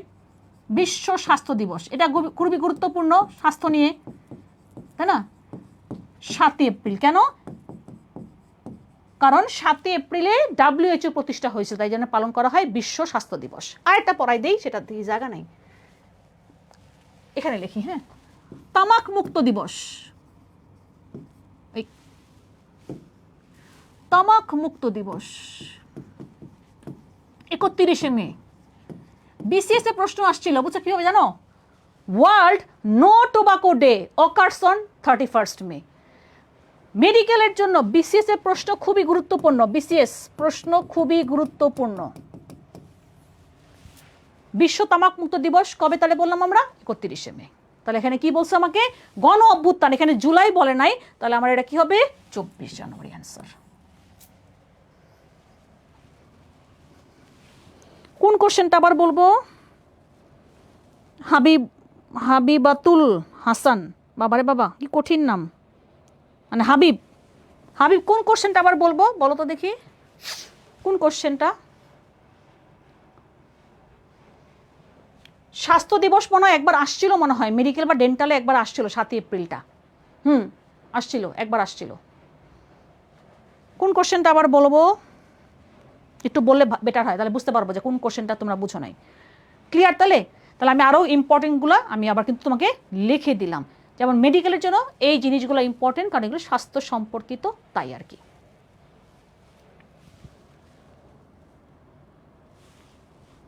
আসো আমরা নেক্সট যাই। জনপদ, জনপদ থেকে প্রশ্ন গত কয়েক বছরে মেডিকেলে বারবার আসতেছে। এখানে একটা না, আমি আর কয়েকটা পড়াই দিব। আমাদের বাংলাদেশ, তাই না, এখন যে বাংলাদেশটা, সেগুলা কিছু জনপদে ভাগ ছিল অনেক আগে। আমরা প্রায় 16টা জনপদের কথা শুনতে পাই, অনেকগুলো জনপদ আছে, ঠিক আছে। এইসব জনপদ নিয়ে আজকের আমাদের বাংলাদেশ। এই যে 16টা জনপদ, এই জনপদগুলোর মধ্যে দেখো সবই কিন্তু আমার প্রাচীন, সব জনপদগুলো সব প্রাচীন, বাট ওই যে জনপদগুলোর মধ্যে সবচেয়ে প্রাচীনতম জনপদ কোনটা? প্রাচীনতম জনপদ, এই যে এটা মনে হয় রাজশাহীতে, মনে হয় এই যে গত বছর রাজশাহীতে প্রশ্নটা আসছে, এটা একটা কমন প্রশ্ন। পুন্ড্র, এটা দেখো মেডিকেল মানে 23-24টা 22-23 মনে আসছে এটা। হ্যাঁ, পুন্ড্র, পুন্ড্রের কয়েকটা নাম আছে, পুন্ড্র, পুন্ড্রবর্ধন, পুন্ড্রনগর বা মহাস্থানগড়। তাহলে বুঝতে পারছো যে মহাস্থানগড় বগুড়ার ওই সাইডটা আমার কি পুন্ড্র, যেটা আমার সবচেয়ে প্রাচীনতম নগরী। দেখো প্রশ্ন কিভাবে আসতে পারে, আমি দেখো প্রশ্ন বানাই দিচ্ছি। বাংলার সবচেয়ে প্রাচীনতম জনপদ কোনটি? বাংলার সবচেয়ে প্রাচীনতম নগরী কোনটি? বাংলার সবচেয়ে প্রাচীনতম ঐতিহাসিক স্থান কোনটি? পুন্ড্র, পুন্ড্রবর্ধন, পুন্ড্রনগর বা বর্তমান নাম মহাস্থানগড়। কে কে বগুড়াতে আসো, বগুড়ার লোক কমেন্ট করো। বগুড়া আমার এখন 13তম সিটি কর্পোরেশন। বগুড়া আস্তে আস্তে উন্নতি হচ্ছে, বুঝতেই পারছো কেন উন্নতি হচ্ছে। সো মহাস্থানগড়, আমরা জানি যে বগুড়া কোন নদীর তীরে? করতোয়া, তার মানে মহাস্থানগড় কোন নদীর তীরে? করতোয়া নদীর তীরে অবস্থিত। এই কোশ্চেনটা তুমি যেখানে যাও না কেন অ্যাডমিশন, একটা কমন প্রশ্ন, এই প্রাচীনতম নগরী বা প্রাচীনতম জনপদ বা প্রাচীনতম ঐতিহাসিক স্থান। গৌড়, আমি যদি এখানে দেখাই, আমি বাংলাদেশের ম্যাপ টানলে ভালো হইতো। গৌড় এরকম ভাবে, এখানে আমাদের চাপাই নবাবগঞ্জ, চাপাই, এদিকে মালদহ, মুর্শিদাবাদ, ইন্ডিয়ার সাইডটা, ঠিক আছে, মুর্শিদাবাদ এগুলা। তো গৌড়ের বেশিরভাগই পড়ে গেছে ওই পাশে, আমাদের পাশে পড়ছে শুধু চাপাই নবাবগঞ্জ। তো প্রশ্ন আসতে পারে যে গৌড়ের কোন অংশ বাংলাদেশে পড়ছে? শুধু চাপাই নবাবগঞ্জটা। তুমি যদি ওই পারে যাও, চাপাই নবাবগঞ্জের ওই পারে যাও, ওই পাশটা পুরোটাই গৌড়ের মধ্যে পড়ছে, ঠিক আছে। এবার আসো বরেন্দ্র, হচ্ছে আমাদের রাজশাহীর এই সাইডটা, যে বলি না বারিন্দ্রি বলি না আমরা, রাজশাহীর এই সাইডটা আমাদের বরেন্দ্র সাইডটা, তাই না, বরেন্দ্র ভূমি বলি না আমরা। তাহলে এটাও গেল। এবার আসো, আমরা দেখাইছিলাম যে উত্তর, দক্ষিণ, ডান দিক পূর্ব, তাই না, আর বাম দিক পশ্চিম। তো এইখানে আমার সিলেট, এখানে আমাদের পার্বত্য চট্টগ্রাম, পার্বত্য চট্টগ্রাম, ঠিক আছে। এই যে এই পার্টটা আমার হরিকেলে পড়ছে। কোথায় পড়ছে? হরিকেলে। তাহলে প্রশ্ন কি আসছে? সিলেট কোন প্রাচীন জনপদের অন্তর্ভুক্ত ছিল? তাহলে এবার বলো কি হবে অ্যান্সারটা। আবার প্রশ্নটা ঘুরায় একবার দিছিল অন্য একটা ঢাবিতে, বলছে বাংলাদেশের পূর্বাংশ, খেয়াল করে দেখো, পূর্বাংশ কোন অঞ্চলে? তাহলে বলো এবার। দেখো কোশ্চেন ঘুরাই দিতে যাতে পারো সেজন্য তোমাকে বলে দিতেছি। পুন্ড্র পড়াই দিলাম, গৌড় বলে দিলাম, বরেন্দ্র পড়ে দিলাম, থাকলো কি হরিকেল। কুমিল্লা নোয়াখালী অঞ্চল সমতট, দাও সবাই লিখে দিতেছি, কুমিল্লা ও নোয়াখালী সমতট। তারপর আসো প্রাচীন চন্দ্রদ্বীপের বর্তমান নাম বরিশাল, চন্দ্রদ্বীপ কি বরিশাল। এই দেখো যেগুলো প্রশ্নগুলো আসে পরীক্ষায়। আর ঢাকা বঙ্গ, হ্যাঁ, ঢাকার অঞ্চলটা ছিল ঢাকা, ফরিদপুর, হ্যাঁ, এটা কোথায় ছিল? বঙ্গ জনপদে। দেখো জনপদ নিয়ে যা যা পরীক্ষা আসার মতো আমি সব বলে দিলাম, কোনো কিছু বাকি নাই আর কি। তাহলে কি হবে? এটা হরিকেল হবে। যা যা পরীক্ষা আসে সব আমার এই স্লাইডে আছে, একবার একটু চোখ বুলাও। বগুড়া থেকে আছি, মনে রাখবা বগুড়া আমার এখন কি? বগুড়া এখন আমাদের কি? বগুড়া আমার 13তম, মানে সর্বশেষ সিটি কর্পোরেশন। পরীক্ষায় এই বছর অ্যাডমিশনে মাস্ট এটা আসবে, কোনো না কোনো জায়গায় অবশ্যই আসবে।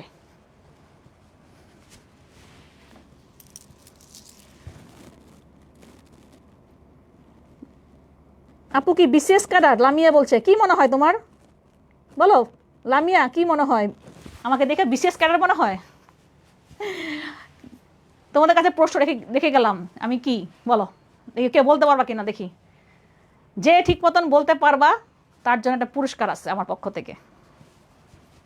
আসো নেক্সট চাই আমরা তাহলে। হ্যাঁ, তাহলে কোশ্চেন যদি আসে সিলেট বা চট্টগ্রামের এরিয়া অথবা পূর্বাংশ, আমার হরিকেল পুণ্ড তো বলেই দিলাম, এখানে ঢাকা ফরিদপুর বঙ্গ এটাও আসে, বা এটা আসে প্রাচীন চন্দ্রদ্বীপের বর্তমান নাম আমার কি বরিশাল, কুমিল্লা নোয়াখালী অঞ্চলের সমতট, সবই তো বলে দিলাম। আর কি থাকলো বাকি, মানে গুরুত্বপূর্ণগুলা যেগুলো জনপদ পরীক্ষা যেগুলো আসে, একটা কমন অ্যাডমিশনের প্রশ্নগুলো এখানে আসে। স্লাইডগুলা রেখা দিও, পরে পরে বুঝবা যে হ্যাঁ আপু ঠিক বলছে। আসো এবার যে বাংলা ভাষার প্রথম সার্চ ইঞ্জিন কোনটি, যেমন আমরা যেমন ব্যবহার করি না গুগল, হ্যালো গুগল, তোমরা বলো না গুগল, আমরা google.com গিয়ে করি, আমাদের সেরকম একটা বাংলায় ছিল পিপিলিকা। বানানটা দেখো 1212, বুঝছো, পিপিলিকা মানে রসিকার দিঘিকার রসিকার এভাবে করে, তাহলে কী হবে অ্যান্সারটা পিপিলিকা। ওকে, তাহলে এই টাইপ জিনিসগুলো তোমার হচ্ছে গিয়ে আমরা যদি বলি যে আইসিটি বা তথ্য প্রযুক্তি থেকে প্রশ্ন আসে, হ্যাঁ এরকম টাইপ প্রশ্ন এখন আসলে আসে, কারণ আমরা এখন পুরোপুরি তথ্য প্রযুক্তির উপর নির্ভরশীল। দেখো ইন্টারনেট না থাকলে তোমার সাথে আমি যোগাযোগ করতে পারবো না, সো আমাদের এই তথ্য প্রযুক্তি থেকে প্রশ্ন এখন প্রায় আসে। ধন্যবাদ সবাইকে ব্যাক করার জন্য। আসো এবার কি বলছে, মুক্তিযুদ্ধকালীন মুজিবনগর সরকারের সর্বদলীয় উপদেষ্টা কমিটির চেয়ারম্যান কে ছিলেন? আমরা জানি যে মুক্তিযুদ্ধের সময় আমাদের একটা অস্থায়ী সরকার গঠন করা হয়েছিল, সেই অস্থায়ী সরকারকে সাপোর্ট দেওয়ার জন্য একটা 8 জন সদস্যের একটা উপদেষ্টা কমিটি গঠন করা হয়েছিল।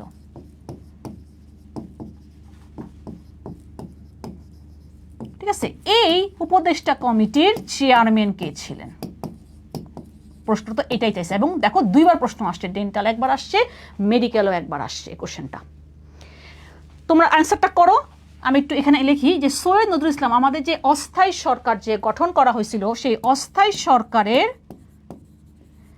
সদস্য ছিল 6 জন। তারাই কিন্তু আমাদের প্রথম প্রেসিডেন্ট, প্রথম প্রধানমন্ত্রী, প্রথম অস্থায়ী প্রেসিডেন্ট, তারাই কিন্তু আমাদের প্রথম অর্থমন্ত্রী ক্যাপ্টেন মনসুর আলী, ওনারাই। ঠিক আছে, তাহলে সৈয়দ নজরুল ইসলাম ছিলেন প্রথম অস্থায়ী প্রেসিডেন্ট।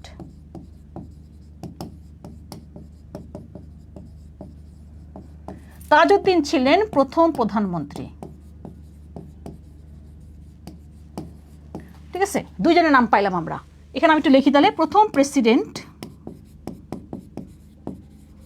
শেখ মুজিব।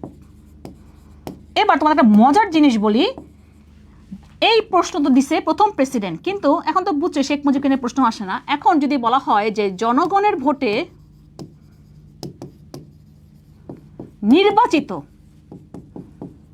প্রথম প্রেসিডেন্ট কে ছিলেন, দেখি কে বলতে পারবা, দেখি কে বলতে পারবা জনগণের ভোটে নির্বাচিত প্রথম প্রেসিডেন্ট কে ছিলেন, কে বলতে পারবা, দেখি অ্যান্সারটা করে ফেলতে পারো কিনা দেখি। তোমরা এই কোশ্চেনটার অ্যান্সার করো, আমি এই 6 জনের নাম বলি। এখানে 2 জন পড়ছি, এটা নাকি 3 জন। তাহলে প্রথম অর্থমন্ত্রী ক্যাপ্টেন মনসুর আলী,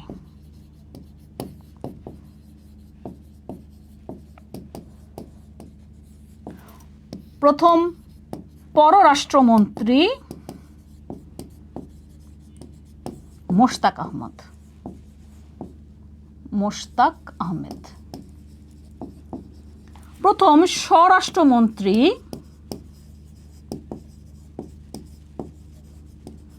AHM কামারুজ্জামান, রাজশাহীর কামারুজ্জামান। দেখো 6 জনের নাম আসছে কিনা দেখো, 1 2 3 4 5 6। আর এখানে যদি বলা হয় যে জনগণের ভোটে নির্বাচিত প্রথম প্রেসিডেন্ট, তাহলে কিন্তু জিয়াউর রহমান। সো জিয়াউর রহমানকে নিয়ে প্রশ্ন ইম্পর্টেন্ট। এখানে আমরা বলছি যে উপদেষ্টা কমিটির চেয়ারম্যান কে ছিলেন, মাওলানা আব্দুল হামিদ খান ভাসানী। ভাসানী কিন্তু তার উপাধি, তার নাম আসলে মাওলানা আব্দুল হামিদ খান। ভাসানী তাকে উপাধি দিচ্ছে, কৃষকরা তাকে উপাধি দিছিল, ভাষাঞ্চলের কৃষকরা তাকে উপাধি দিছিল। এটা অনেক ডিপলি অনেক জায়গায় ওদিকে আমরা পড়াই, এগুলো হিস্ট্রিতে পড়াই। ভাষাঞ্চলের মানুষ তাকে এই ভাসানী উপাধি দিছিল। ভাসানী কি তার নাম না, তার নাম কি মাওলানা আব্দুল হামিদ খান। ঠিক আছে, বেশি শিখাবো না। আসো তাহলে এবার আমরা নেক্সট যাই। তাহলে অ্যান্সারটা করতে পারছো, এটা 2বার প্রশ্নটা আসছে। আর এই উপদেষ্টা কমিটি কিন্তু 8 জনকে নিয়ে, আবার তোমাদের বিজিএস বইতে লেখা 7 জন। আমি এই জন্য পড়ছিলাম বিজিএস এর সময়, দেখো তোমাদের বইতে যেটা সেটাই পড়বা, কিন্তু আসলে মেইনলি কত 8 জন। এবার আমরা নেক্সট যাই, ইপিআই। এই যে ইপিআই ফুল মিনিং এবার রাজশাহীর 25-এ আসছিল, বুঝছো, আরিউতে ইপিআই ফুল মিনিং কি। আর তোমাদের প্রশ্ন আসছিল, এখন এটা অ্যান্সারটা চেঞ্জ, আমি তোমাকে সেটাও লিখে দিব। এই যে আমরা টিকা খাই, তাই না, বা টিকা দেই, ঠিক আছে, ছোটকাল টিকা বড়কাল হয়েও কিন্তু আমরা অনেক রকম টিকা দেই। এইসব যেসব টিকাগুলো সরকার থেকে দেওয়া হয় সেসব ইপিআই ভুক্ত। ইপিআই মানে কি, এক্সপান্ডেড প্রোগ্রাম অন ইমিউনাইজেশন। বানানটা ভুল হয়েছে, দাঁড়াও, ইমিউনাইজেশন। বর্তমানে আমার এই ইপিআই ভুক্ত টিকা 12টা। এই কোশ্চেনটা আসে 23-24-এ। ওই সময় আমার সর্বশেষ ইপিআই ভুক্ত টিকা ছিল এইচপিভি, যেটা মেয়েরা দেয়, ছেলেরা দিবা না কিন্তু, খবরদার, এরা মাইয়াগোর জন্য। হিউম্যান প্যাপিলোমা ভাইরাস, জরায়ুর ক্যান্সার রোধকারীর জন্য এই এইচপিভি টিকাটা। এবং স্কুলে কিন্তু তোমার মেয়েরা অনেকেই কিন্তু দিছো, তোমার জানো, স্কুলেই কিন্তু এই টিকাটা দেওয়া শুরু করছে মেয়েদেরকে। এটা ছিল আমাদের 23-24-এর লাস্ট, এটা ছিল। এখন সর্বশেষ বর্তমানে যদি বলি, বর্তমানে আমার সর্বশেষ কোন টিকা অন্তর্ভুক্ত হয়েছে জানো? তাহলে আমরা নতুনটাই পড়বো আমরা। তাহলে অপশন অনুযায়ী এটা এইচপিভি, হ্যাঁ, হিউম্যান প্যাপিলোমা ভাইরাস। আর এখন বর্তমানে যেটা, সেটা হচ্ছে কি টিসিভি, কি তোমার টাইফয়েড কনজুগেট ভ্যাকসিন। টাইফয়েড হয় না, টাইফয়েড কিন্তু খুব টাইফয়েড হয়, কিন্তু বলো না আমার টাইফয়েড জ্বর হয়েছে, আমরা বলি না আমরা টাইফয়েড জ্বরটা খুব খারাপ, ভ্যাকসিন টাইফয়েড কনজুগেট ভ্যাকসিন। এটা আমার এখন সর্বশেষ, এটা আমার সর্বশেষ। সো এখন তুমি এইচপিভি দিলে হবে না, হ্যাঁ, এখন আমার সর্বশেষ কোনটা, টিসিভি, এটা মনে রাখো।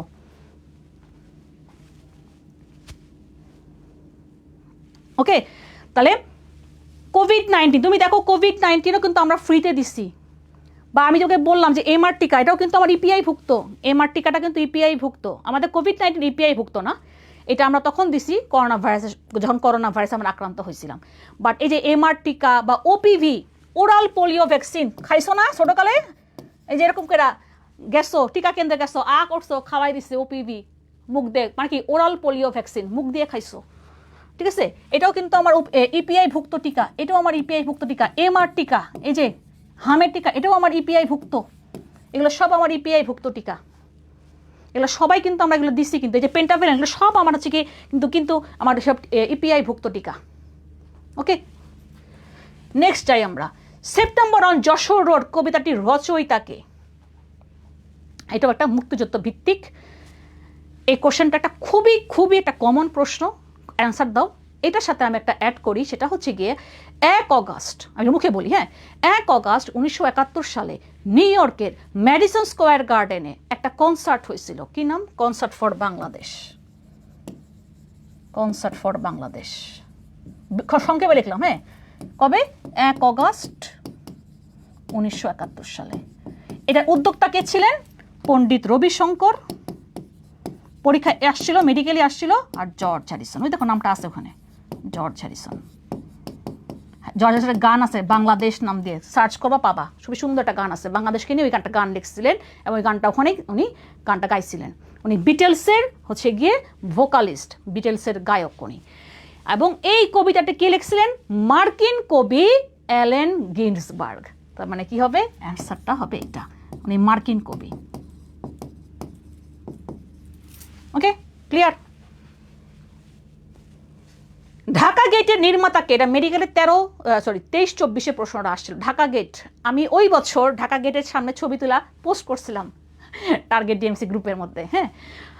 তো এই কোশ্চেনটা তখন আসছিল। ঢাকা গেট, এটাকে আমরা রমনা গেটও বলে থাকি। এখন এটা কোথায় দেখবা? এই দেখো, তোমরা ঢাকা শহরে যদি আসো বা ঢাকা শহরে যদি কেউ থাকো, তোমরা এই গেটটা দেখতে পারবা। কোন জায়গায়? দোয়েল চত্বরের সামনে দেখবে একটা গেটের মতো আছে, সুন্দর করছে।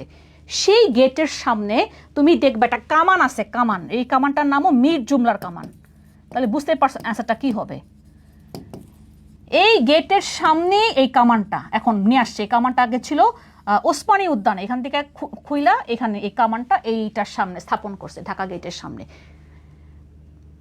এই মীর জুমলা এই কামানটা তিনি আসামের যুদ্ধে ব্যবহার করছিলেন, তাই আমরা এটাকে মীর জুমলার কামানও বলে থাকি। অথবা এই কামানটার আরেকটা নাম বিবি মরিয়ম কামান, বিবি মরিয়ম।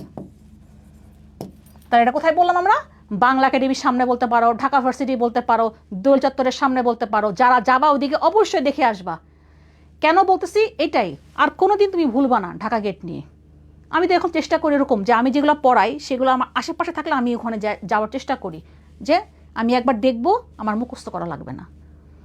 সাধারণ সাধারণ পড়াগুলো এরকম পড়া, তাহলে কী হবে অ্যান্সারটা? মীর জুমলা। ঠিক আছে। শেরশাহ কি বানাইছিল? Grand trunk road.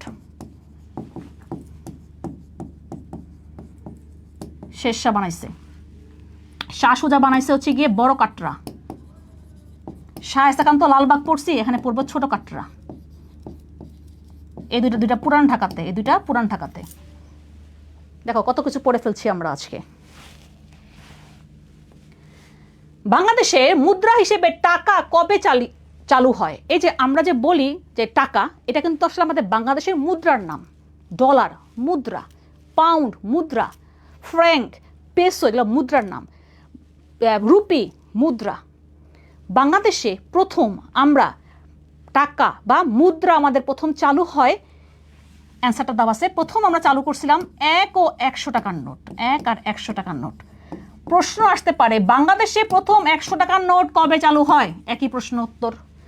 বাংলাদেশে প্রথম 1 টাকার নোট কবে চালু হয়? একই উত্তর। কারণ আমরা ওই দিনই 1 ও 100 টাকার নোট আমরা চালু করছি। কবে? 4 মার্চ 1972 সালে। ঠিক আছে? তাহলে যদি প্রশ্ন আসে ঘুরায়, তাহলে পারবা না। তোমরা অনেক সময় করো কি, প্রশ্ন ঘুরাই দিলে পারো না। আমি তোকে প্রশ্ন করলাম, এটা দিলাম না, বললাম বাংলাদেশে প্রথম 100 টাকার নোট কবে চালু হয়েছে? বাংলাদেশে প্রথম 1 টাকার নোট কবে চালু হয়েছে? সেম উত্তর, 4 মার্চ 1972 সালে। এভাবে করে পড়বা, এভাবে করে পড়বা, তখন তোমার জন্য ইজি হয়ে যাবে। বাংলাদেশ প্রথম কোন আন্তর্জাতিক সংস্থার সদস্য পদ লাভ করে? চলো এখানে আমরা একটু কিছু প্রশ্ন পড়বো, অনেক কিছু আছে। আমরা বাংলাদেশ স্বাধীন হওয়ার পর প্রথম কোথায় ঢুকছি? কোন সংস্থায় জয়েন করছি? কমনওয়েলথে। আমরা কমনওয়েলথের 32তম সদস্য। কবে ঢুকছি? 18 এপ্রিল 1972 সালে। পাকিস্তান এমন শয়তানের শয়তান, আমরাও ঢুকছি কমনওয়েলথে, পাকিস্তান রাগ করে বের হয়ে গেছে। হ্যাঁ, এত বড় সাহস, বাংলাদেশ ঢুকছে, আমি বের হয়ে গেলাম। প্রশ্ন আসে, বাংলাদেশ যোগদানের প্রতিবাদে কোন দেশ কমনওয়েলথ থেকে বের হয়ে গিয়েছিল? পাকিস্তান। তাহলে আমরা কি বললাম? কমনওয়েলথ আমরা কবে ঢুকছি? 18 এপ্রিল 1972 সালে। কততম সদস্য? 32তম সদস্য। নেম, এটা একটা সংস্থা, এগুলো আমরা এতে পড়বো। হ্যাঁ, যখন আমরা ক্লাস নিব প্রাইভেট ব্যাচে তখন পড়বো আমরা। 1973 সালে ঢুকছি। তাহলে এখন বুঝতে পারবা তাহলে যে কোথায় আমরা ঢুকছি। হ্যাঁ, OIC ইসলামী একটা সংস্থা, যে পৃথিবীতে 57টা কান্ট্রি, এখন বর্তমানে 57টা কান্ট্রি মুসলিম দেশগুলো মিলে গ্রুপ বানাইছে OIC। এখানে আমরা ঢুকছি 23 ফেব্রুয়ারি 1974 সালে। যেদিন পাকিস্তান স্বীকৃতি দিচ্ছে তার পরের দিন, খেয়াল করে দেখো, এই জন্য বললাম একটা কাহিনী আছে। এবার জাতিসংঘ কবে ঢুকছি? 17 সেপ্টেম্বর। এটাও আসছে মেডিকেলে 2018 সালে। 17 সেপ্টেম্বর 1974 সালে 29তম অধিবেশনে 136তম সদস্য। তাহলে এবার তুমি বলো কি হবে অ্যান্সার? জাতিসংঘে ঢুকছি 74-এ, নেমে ঢুকছি আমরা 73-এ, OIC ঢুকছি আমরা 74-এ, তাহলে বাকি থাকলো কি? 18 এপ্রিল 1972 সাল, কমনওয়েলথ। তাহলে কি হবে অ্যান্সারটা? কমনওয়েলথ। বুঝেছ? দেখো এই যে এটা একটা কমন প্রশ্ন, জাতিসংঘের এটা অনেকবার আসে। বাংলাদেশ জাতিসংঘের কততম সদস্য? 136তম। আচ্ছা, আরেকটা প্রশ্ন পড়াতে মন চাইতেছে, একটু বলে দিই। বলবো? এখান থেকে জাতিসংঘের একটা প্রশ্ন মনের মধ্যে খুঁজখুঁজ করতেছে, বলে দিই তাহলে। জাতিসংঘের একটা সংস্থা আছে বা অঙ্গ সংস্থা বলি আমরা, সাধারণ পরিষদ। কি? সাধারণ পরিষদ। প্রতি বছর সেপ্টেম্বর মাসের, এখন দ্বিতীয় মঙ্গলবার হবে, আমি এতদিন তৃতীয় মঙ্গলবার পড়ছি, এখন চেঞ্জ হয়েছে, প্রতি বছর অধিবেশন বসে সাধারণ পরিষদে, জাতিসংঘের সবগুলা যা সদস্য তারা সবাই এখানে এই মিলিত হয় এই অধিবেশনে।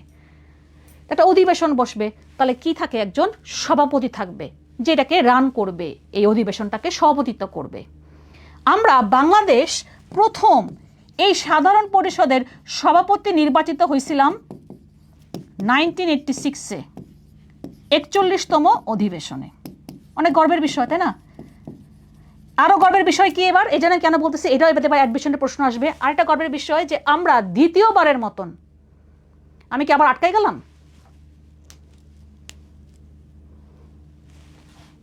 আমি কি আবার আটকাই গেলাম নাকি? দাঁড়ো এক সেকেন্ড। ফয়সাল দেখো তো,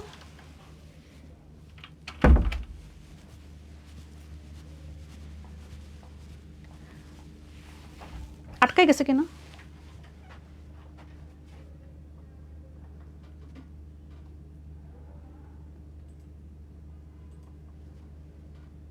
আসি দেখো তো, আসি, আচ্ছা ওকে। তাহলে এবার দেখো, আমরা বাংলাদেশ 40 বছর পর, দেখো 40 বছর না, তুমি 40 যোগ করো তাহলে 2026, আমরা এই বছর 26 সালে দ্বিতীয়বারের মতন সভাপতি নির্বাচিত হয়েছি বাংলাদেশ। ঠিক আছে, 1 বছর জন সভাপতিত্ব করবে। ওকে, দ্বিতীয়বারের মতো আমরা সভাপতি নির্বাচিত হয়েছে। এবং এখানে তার নামটা বলি নাই, এখানে ছিল হুমায়ুন রশিদ চৌধুরী সভাপতিত্ব করছিলেন, হুমায়ুন রশিদ চৌধুরী। এবার সভাপতি করবে কে? আমাদের বাংলাদেশ। আমরা বাংলাদেশ পাইলাম কে? আমাদের বর্তমান যে পররাষ্ট্রমন্ত্রী আছেন খলিলুর রহমান।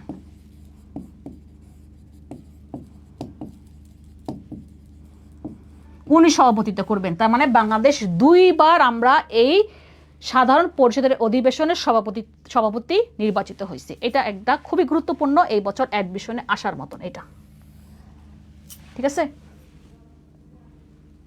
বোঝা গেছে? এটা এই বছর অবশ্যই দেখবা যে কোনো না কোনো অ্যাডমিশন এই প্রশ্নটা আসবে, যেহেতু আমরা আবার 40 বছর পর আবারও সুযোগটা পাইলাম সাধারণ পরিষদের অধিবেশনের সভাপতিত্ব করার জন্য। কে করবেন সভাপতিত্ব? আমাদের বাংলাদেশের বর্তমান পররাষ্ট্রমন্ত্রী খলিলুর রহমান। এবার আসো, বাংলাদেশে কোন উপজাতির সংখ্যা বেশি? আমাদের বাংলাদেশে উপজাতি বলবো আমরা এখন ক্ষুদ্র নৃগোষ্ঠী বলি, আমরা। বাংলাদেশে 50 ধরনের ক্ষুদ্র নৃগোষ্ঠী বসবাস করে। চাকমা, গারো, খাসিয়া, মারমা, হ্যাঁ, তঞ্চঙ্গা, মণিপুরি, ঠিক আছে, অনেক ধরনের। তোমার আমাদের বাংলাদেশে কিন্তু রাখাইন, অনেক ধরনের হচ্ছে গিয়ে কি বলে খুমি, তারপরে হচ্ছে গিয়ে রাজবংশী, অনেক ধরনের মানে ক্ষুদ্র নৃগোষ্ঠী বাংলাদেশে বসবাস করে, যার মধ্যে সবচেয়ে বেশি বসবাস করে কারা? চাকমারা। তারা কোন ধর্মাবলম্বী? তারা হচ্ছে গিয়ে বৌদ্ধ ধর্মাবলম্বী। তারা কি? বৌদ্ধ ধর্মাবলম্বী। গারো পাহাড়ে আমরা জানি গারোরা বাস করতে, মানে কি আমাদের ময়মনসিংহ এরিয়াটা, যেটা ময়মনসিংহ নেত্রকোনা, এই বেল্টে বাস করে কারা? গারোরা। ময়মনসিংহ নেত্রকোনা, আমি নিজেই গেছি, আমি একটা গারো ফ্যামিলির বাসাতেই গেছি, একদম গারো পাহাড়ের পাদদেশে তারা বসবাস করে। ঠিক আছে, চাকমাদের যে উৎসব সেটার নাম কি? বিঝু। আর গারোদেরটা সবচেয়ে বড় ওয়ানগালা। এটা ইম্পর্টেন্ট দিকে আমি দুটো লিখে দিলাম, এই দুইটাই পরীক্ষা ঘুরে ফিরে আসে। চাকমারা হচ্ছে গিয়ে তোমার কি বলে, তোমার বর্ষবরণ উৎসব পালন করার নাম কি? বিঝু বা বিঝুও বলে, বিজু বলে অথবা বিঝুও বলে, হ্যাঁ, যেটা থাকে আর কি অপশনে। আর গারোদেরটা কি সবচেয়ে বড় ধর্মীয় উৎসব? ওয়ানগালা।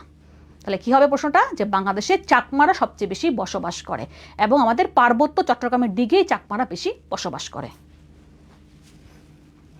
ইয়েস, টেকনোক্রেট মন্ত্রী, যে জামি বলছে, ঠিক টেকনোক্রেট মন্ত্রী, গুড। হ্যাঁ, উনি আমাদের টেকনোক্রেট মন্ত্রী, টেকনোক্রেট মন্ত্রী।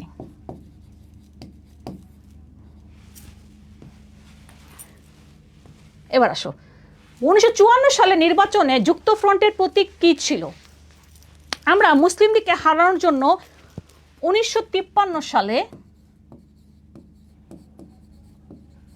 4টা দল নিয়ে আমরা একাডেমিকে পড়াই 5টা দল, কিন্তু আমরা এখানে পড়াবো 4টা দল।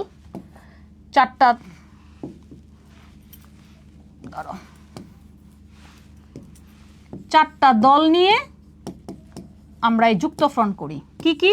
আওয়ামী মুসলিম লীগ,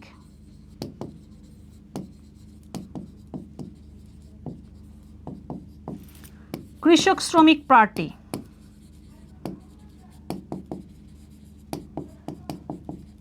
নেজামি ইসলাম পার্টি, গণতন্ত্রী দল। আমরা অ্যাডমিশনে এই 4টাই পড়ি। গণতন্ত্রী দল, এটা কবে হয়েছিল? গণতন্ত্রী দল, এটা 1953 সালে। তখন এই 4টা দল মিলে যুক্তফ্রন্ট গঠন করে। সেই যুক্তফ্রন্ট 54 সালের নির্বাচনে জয়লাভ করে। তারা কোন প্রতীক নিয়ে নির্বাচন করছে সেটাই পরীক্ষায় প্রশ্ন আসছে, যেটা নাকি আমরা জানি যে আওয়ামী লীগ সেই প্রতীক নিয়ে এখনও নির্বাচন করে। এবার বুঝতে পারছো কোন প্রতীকটা? তাহলে বলে ফেলো কি হবে অ্যান্সারটা। এটা 2বার আসছে, 23, 24, 22, 23। এবং যুক্তফ্রন্ট ওরা 21 দফা দিছিল। এই 21 দফার প্রথম দফা ছিল বাংলাকে রাষ্ট্রভাষা করবে। এগুলাই আসে, বুঝছো? অ্যাডমিশনে এই যুক্তফ্রন্ট নিয়ে আসলে এটাই আসে, বাংলাকে রাষ্ট্রভাষা করবে। তারপর যুক্তফ্রন্ট তোমার মন্ত্রিসভা গঠন করে। মন্ত্রিসভার মুখ্যমন্ত্রী কে হয়েছিল? শেরে বাংলা। মাত্র 56 দিন ছিল, 56 দিন। তাহলে কি হবে? নৌকা কই, কোথায় কোথায় কোথায়? এই দেখো, ধানের শীষ তো বিএনপি তো অনেক পড়ে, অনেকগুলা সাংস্কৃতিক প্রতিষ্ঠান অনেকগুলা। আমরা একটাই পড়ি, মানে মেইন পড়ি, যেটা হচ্ছে গিয়ে কি তোমার হচ্ছে গিয়ে নেত্রকোনাটাই আমরা পড়ি মেনলি, যেটা বিরিশিরিতে আছে। স্বাধীনতার পর প্রথম ডাকটিকিটে কোন ছবি ছিল? এই টাইপ প্রশ্নটা, এটা খুবই ইম্পর্টেন্ট প্রশ্ন। এটা স্বাধীনতার পর বলছে, মানে 72-এর দিকে।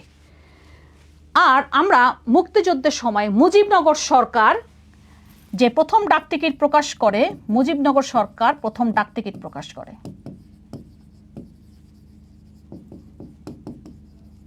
এই প্রথম ডাকটিকিটের ডিজাইনার ছিল বিমান মল্লিক।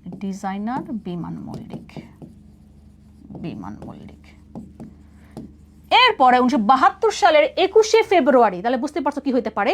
21শে ফেব্রুয়ারি আমরা এই ডাকটিকিটটা বের করি। সেই ডাকটিকিটের ছবি ছিল কি? তাহলে কি হবে? কেন্দ্রীয় শহীদ মিনারের ছবি ছিল। কি হবে? কেন্দ্রীয় শহীদ মিনার।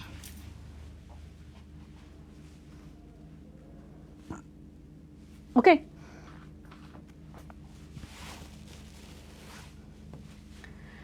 আমার ভাই রক্তে রাঙানো 21শে ফেব্রুয়ারি গানটির খেয়াল করে দেখো। মেডিকেল অলওয়েজ যখন প্রশ্ন করে, ওরা কিন্তু একটু মানে তোমাকে বাজায় প্রশ্নটা করে, হ্যাঁ, যে দেখে যে তুমি ঠিকভাবে তুমি কোশ্চেন পড়ছো কিনা, অপশন দেখে অ্যান্সারটা করছো কিনা। কেন আমি কেন বললাম বাজায় দেখে? দেখো, লেজ লাগাই দিছে প্রথম সুরকার। আমরা 3 জনের নাম পড়ব। এই যে আমার ভাই রক্তে রাঙানো 21শে ফেব্রুয়ারি গানটির, আমি গানটা লিখলাম না, ঠিক আছে, গীতিকার, হ্যাঁ, প্রথম সুরকার, বর্তমান সুরকার, অথবা কিছুই না থাকলে আমরা তাকেই বলবো আর কি। গীতিকার মানে যে গানটাকে লিখছেন, তার মানে রচয়িতা আব্দুল গাফফার চৌধুরী। আছে না অপশনে? হ্যাঁ, সংক্ষেপে লিখলাম। হ্যাঁ, প্রথম সুরকার, উনি প্রথম গানটা গাইছিলেন আব্দুল লতিফের আরেকটা আছে, ঠিক আছে, উনি ওটা লিখছেন ও সুর দিছেন, ওরা আমার মুখের ভাষা কায়রা নিতে চায়। এটাও কিন্তু আব্দুল লতিফের। উনি নিজে ওই গানটাকে লিখছেন, নিজে সুর দিছেন। তারপর আসে বর্তমান সুরকার, যেটা এখন আমরা যে সুর দিয়ে গানটা গাই, সেটা হচ্ছে কি আলতাফ মাহমুদ। এখন দেখো, বি নাকি ডি যেরকম করবা তোমরা, হ্যাঁ, বি দিব নাকি ডি দিব, বি দিব নাকি ডি দিব, এরকমই গন্ডগোল করবা। তাহলে খেয়াল করে দেখো, প্রথম যখন বলছে আমাকে, প্রথম যেহেতু বলছে, তাহলে তো বুঝতেই পারছো কি হবে, এইটা হবে, আব্দুল লতিফ হবে। যদি বলতো বর্তমান সুরকার অথবা কিছুই লেখা নাই, তাহলে তখন কি হইতো? আলতাফ মাহমুদ হইতো। তাহলে এখানে কি হবে? আব্দুল লতিফ হবে। দেখো, ঘামতেছি, এসি বন্ধ তো, কোনো মতে ক্লাসটা তোমার চলতেছে লাইটে। তোমরা কি দিছো এটাকে? আলতাফ মাহমুদ দিছো নি? বি নাম্বারে দেখ সবাই। জামি রে তেরা পিটামু, সাইফুল্লাহ জামি, কেন এটা হবে? সবাই দেখি বি দিছো, কেন বি দিছো কেন? প্রথম সুরকার বলছে তো, এই যে এটা ভুল করিও না, ভুল করিও না, প্রথম সুরকার আব্দুল লতিফ। ওকে, আসো নেক্সট চাই আমরা। ইউরোপীয় বণিকদের মধ্যে প্রথম কারা ভারতবর্ষে আসছিল? বাংলায় বলছে, দেখো ইউরোপীয় বণিকদের প্রথম বাংলায় কারা আসছিল? তারাই আসছিল বাংলায় প্রথম, যারা নাকি এই ভারতবর্ষেও প্রথম আসছিল। আমরা জানি ইউরোপীয় বণিকদের মধ্যে প্রথম এইভাবে জলপথ আবিষ্কার হয়েছে, মানে ইউরোপ থেকে ভারতে আসার, কালারটা চেঞ্জ করি, এই দেখো পর্তুগালের রাজধানী লিসবন থেকে, তোমাদের সুই পর্তুগাল থেকে এভাবে পুরো আফ্রিকা মহাদেশ ঘুইরা ঘুইরা ঘুইরা ঘুইরা এই যা ইন্ডিয়ার কালিকট বন্দরে এসে পৌঁছায়। এইভাবেই প্রথমে ইউরোপ থেকে ভারতে আসার জলপথটা আবিষ্কার হয়েছিল। কে আসছিল? Vasco da Gama. Vasco da Gama 1498 সালে। তাহলে উনি কি ছিলেন? পর্তুগিজ।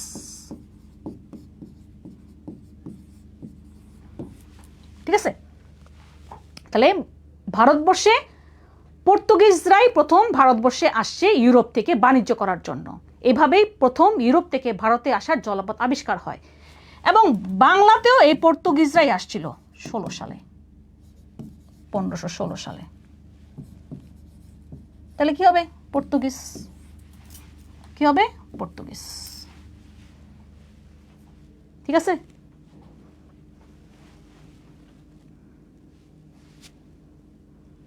ক্লিয়ার? তাহলে এটা পারবা যদি প্রথম প্রশ্ন আসে যে ইউরোপ থেকে ভারতে আসার জলপথ কে আবিষ্কার করছেন? Vasco da Gama. অথবা প্রশ্ন আসতে পারে যে ইউরোপ থেকে প্রথম কারা বাণিজ্য করার জন্য ভারতবর্ষে আসছিল? পর্তুগিজরা। এবং এই পর্তুগিজরাও বাংলাতেও কি তোমার প্রথম বাংলাতেও প্রবেশ করেন। এবং পর্তুগিজরা আরেকটা বলে দিই, এই পর্তুগিজরা আমাদের বাংলাতে কি নামে ছিল পরিচিত? ফিরিঙ্গি। কি নামে ছিল? ফিরিঙ্গি। আমরা কি বলতাম পর্তুগিজদেরকে? ফিরিঙ্গি। যে অ্যান্টনি ফিরিঙ্গি, ফিরিঙ্গি বলা হইতো, ফিরিঙ্গি। ওকে, নেক্সট চাই, বাংলাদেশ কবে টেস্ট স্ট্যাটাস লাভ করে? দুইটা আরেকটা প্রশ্ন পড়বো আর আমাদের অধিনায়কগুলা পড়বো আপাতত বর্তমানে। তোমরা এটা অ্যান্সার দাও, আমরা ওয়ান ডে স্ট্যাটাস কবে পাইছি? ওয়ান ডে স্ট্যাটাস 97-এ। এই জন্য আমরা 99-এ আমরা প্রথম ওয়ার্ল্ড কাপ খেলতে পারছিলাম, ওয়ান ডে ওয়ার্ল্ড কাপ যেটা বলি আমরা, ওয়ান ডে বিশ্বকাপ। তারপরে আসো আমরা টেস্ট স্ট্যাটাস লাভ করছি, ইংলিশে লিখি যেহেতু ইংলিশে লিখছি, 2000 সালে।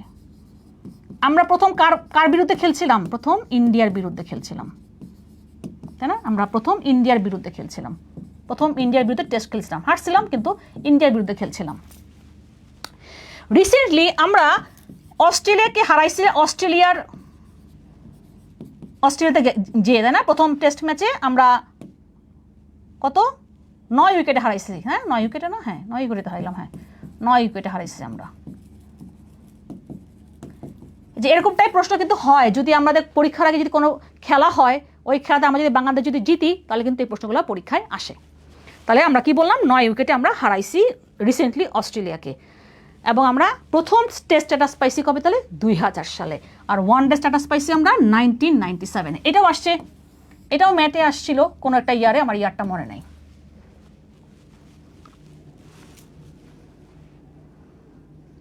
ওকে, মুক্তিযুদ্ধে অবদানের জন্য বর্তমানে বীর বিক্রমের সংখ্যা কত? এটা আমি দুই পাশে লেখাবো, হ্যাঁ দুইটা লিখবো আমরা। মুক্তিযুদ্ধে অবদানের জন্য আমরা কিছু খেতাব দিছিলাম, 4 ধরনের খেতাব দিছিলাম। যার মধ্যে সর্বোচ্চ কোনটা? বীরশ্রেষ্ঠ। আমরা জানি যে বীরশ্রেষ্ঠ সবাই মারা গেছিলেন 7 জন। তারপর শুরু হয়েছে উত্তম বিক্রম প্রতীক। এই জীবিতদের মধ্যে আমাদের সর্বোচ্চ কোনটা? বীর উত্তম। জিয়াউর রহমান কি পাইছেন? বীর উত্তম পাইছেন। আমাদের বর্তমান যিনি স্পিকার, যিনি আবার স্পিকার পদে ফিরে আসছেন, কারণ যেহেতু আমাদের নতুন প্রেসিডেন্ট হয়ে গেছেন, মেজর হাফিজউদ্দিন আহমেদ, উনি বীর বিক্রম পাইছেন। দেখো প্রশ্ন কেমন আসতে পারে? প্রশ্ন আসতে পারে আমাদের বর্তমান স্পিকার হাফিজউদ্দিন আহমেদ কোন পদক বা কোন খেতাব পাইছেন? বীর বিক্রম। বা জিয়াউর রহমান কোন খেতাব পাইছেন? বীর উত্তম। মুখে বললাম কিন্তু। তাহলে আসো এবার আমরা এ করি যে 2 ধরনের কেন পড়ব, কারণ আছে। এটা এখানে লিখি পূর্বে, এখানে লিখি বর্তমানেরটা, ঠিক আছে? সেটা কি, প্রথমে আমার বীরশ্রেষ্ঠ, উত্তম, বিক্রম, প্রতীক।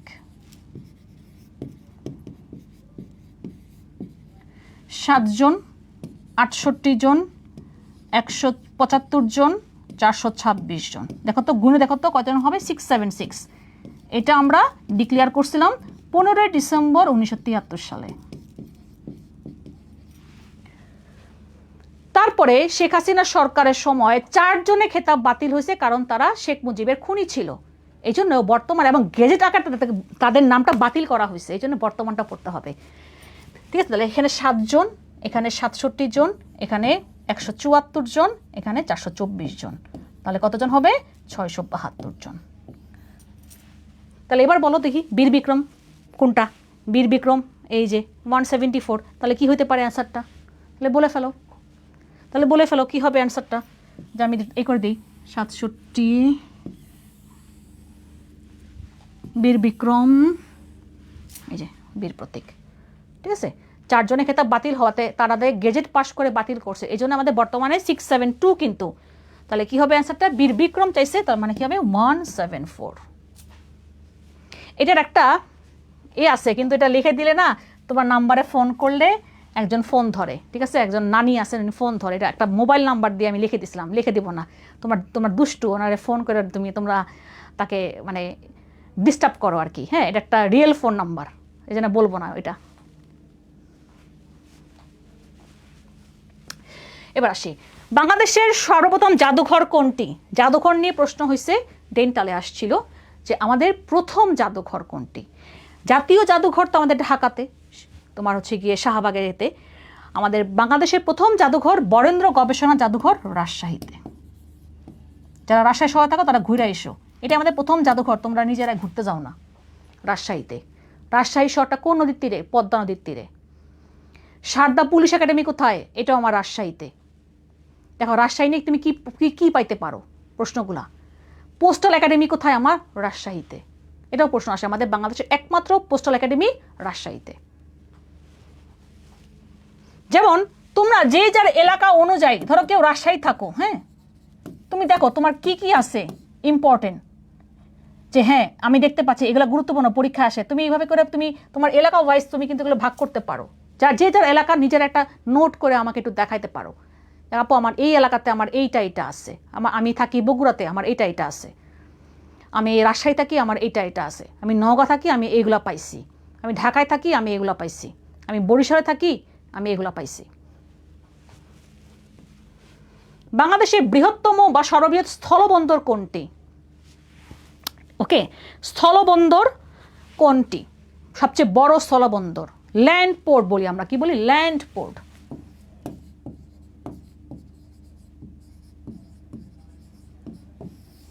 সবচেয়ে বড় স্থলবন্দর, এখান থেকে আমাদের অনেক কিছু তোমার আমদানি রপ্তানি হয়, মানুষ আসা যাওয়া করে ওই পোর্ট দিয়ে, ঠিক আছে?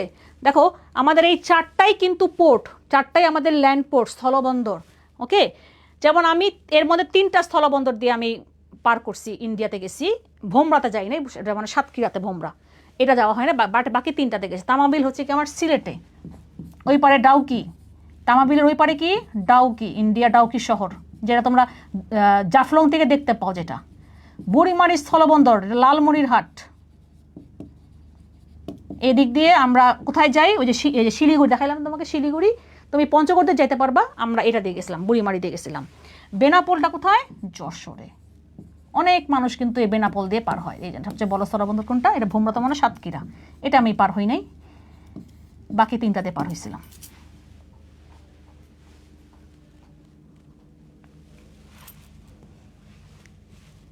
কি গেল আমার? 26 গেল, এবার 27। বাংলাদেশের সংবিধানের মূল নীতি কয়টি? সংবিধান থেকে প্রশ্ন এখন খুব হয় রিসেন্টলি, মেডিকেলের আগে কখনো সংবিধান থেকে প্রশ্ন হয় না, কিন্তু এখন প্রশ্ন হয়। তোমরা অ্যান্সারটা করো। দেখো আমাদের সংবিধানের আমি 3টা ডেট বলবো, হ্যাঁ, একটু মনে রাখো। উত্থাপিত হয়, আমাদের সংবিধান গণপরিষদে উত্থাপিত হয়, একটা গৃহীত হয়, কার্যকর হয়। 12ই অক্টোবর 1972 সালে, 4 নভেম্বর 1972 সালে, মানে আমরা সংবিধান তৈরি করার জন্য একটা সংবিধান রচনা কমিটি গঠন করছিলাম 34 জনকে নিয়ে, যার একমাত্র ফিমেল মেম্বার বেগম রাজিয়া বানু। ওই সংবিধান রচনা কমিটির প্রধান ছিলেন ডক্টর কামাল হোসেন। আমরা ডক্টর কামাল হোসেনকে বলি আমাদের সংবিধানের রূপকার বা সংবিধানের জনক। এই মানে এই যে সংবিধান রচনা কমিটি একটা খসড়া সংবিধান তৈরি করার পর সেটাকে উত্থাপন করছেন 12ই অক্টোবর 72 সালে। 12ই অক্টোবর 12ই অক্টোবর দেন এটাকে গৃহীত হয় 4 নভেম্বর 1972 সালে। আর আমাদের বাংলাদেশের সংবিধান কার্যকর হয় 16ই ডিসেম্বর 1972 সালে। যে সংবিধানের মূলনীতি কয়টা? 4টা, 11টা ভাগ আর 153টা ধারা বা অনুচ্ছেদ আছে। মূলনীতি কি কি? জাতীয়তাবাদ, গণতন্ত্র, সমাজতন্ত্র, ধর্মনিরপেক্ষতা। কারেন্ট আইতো না আজকে, কারা বলা যায় না কোন সময় বন্ধ হয়ে যায়। তাহলে কি হবে? 4টা মূলনীতি। দেখো 4টা মূলনীতি, 11টা ভাগ, 153টা ধারা বা অনুচ্ছেদ।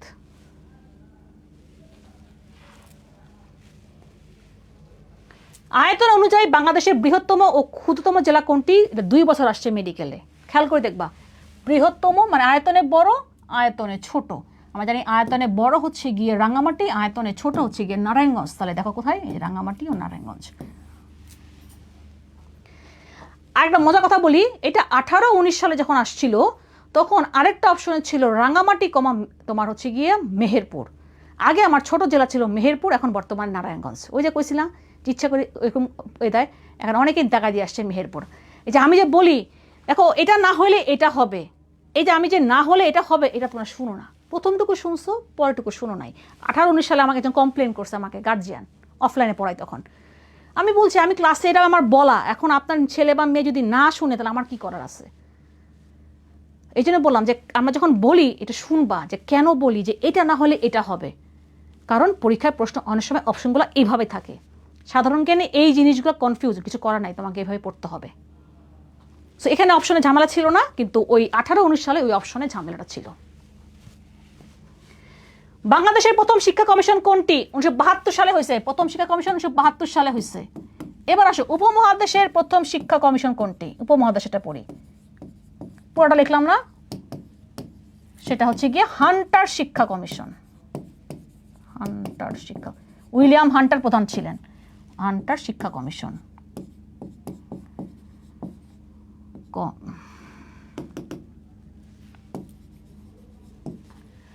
বাংলাদেশের প্রথম শিক্ষা কমিশন 1972 সালে গঠিত হয়েছে। এটার প্রধান ছিলেন ডক্টর কুদরতি খোদা, তাই তার নামে ওই কমিশনটা। তার মানে কি? ডক্টর কুদরতি খোদা কমিশন 1972 সালে গঠন করা হয়। তাহলে অপশন কোথায়? ডক্টর কুদরতি খোদা কমিশন।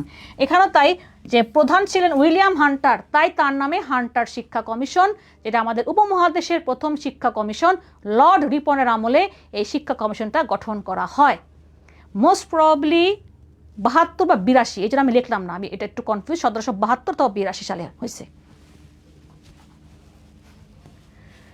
বাংলাদেশের প্রথম পতাকা উত্তোলন করা হয় কত তারিখে? দেখো 3 মার্চে আমরা কি করছিলাম? স্বাধীনতার ইশতেহার পাঠ করছিলাম। ইশতেহার পাঠ পল্টন ময়দানে। 10 এপ্রিল অস্থায়ী সরকার গঠন হয়েছে।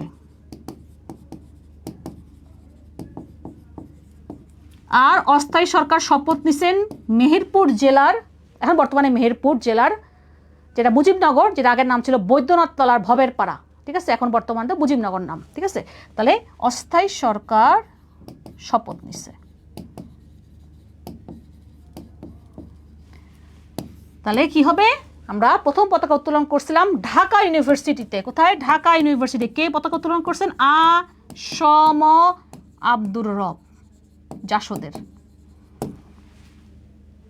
তাই আমরা পালন করি কি 2 মার্চ জাতীয় পতাকা দিবস। আজকে প্রশ্ন আমি 40টা আনছি, আমার তো মনে হয় প্রশ্ন আমি ছড়াই গেছি 100টার উপরে। এখানে তো দেখো 4টা প্রশ্ন পড়ে ফেললাম আমরা।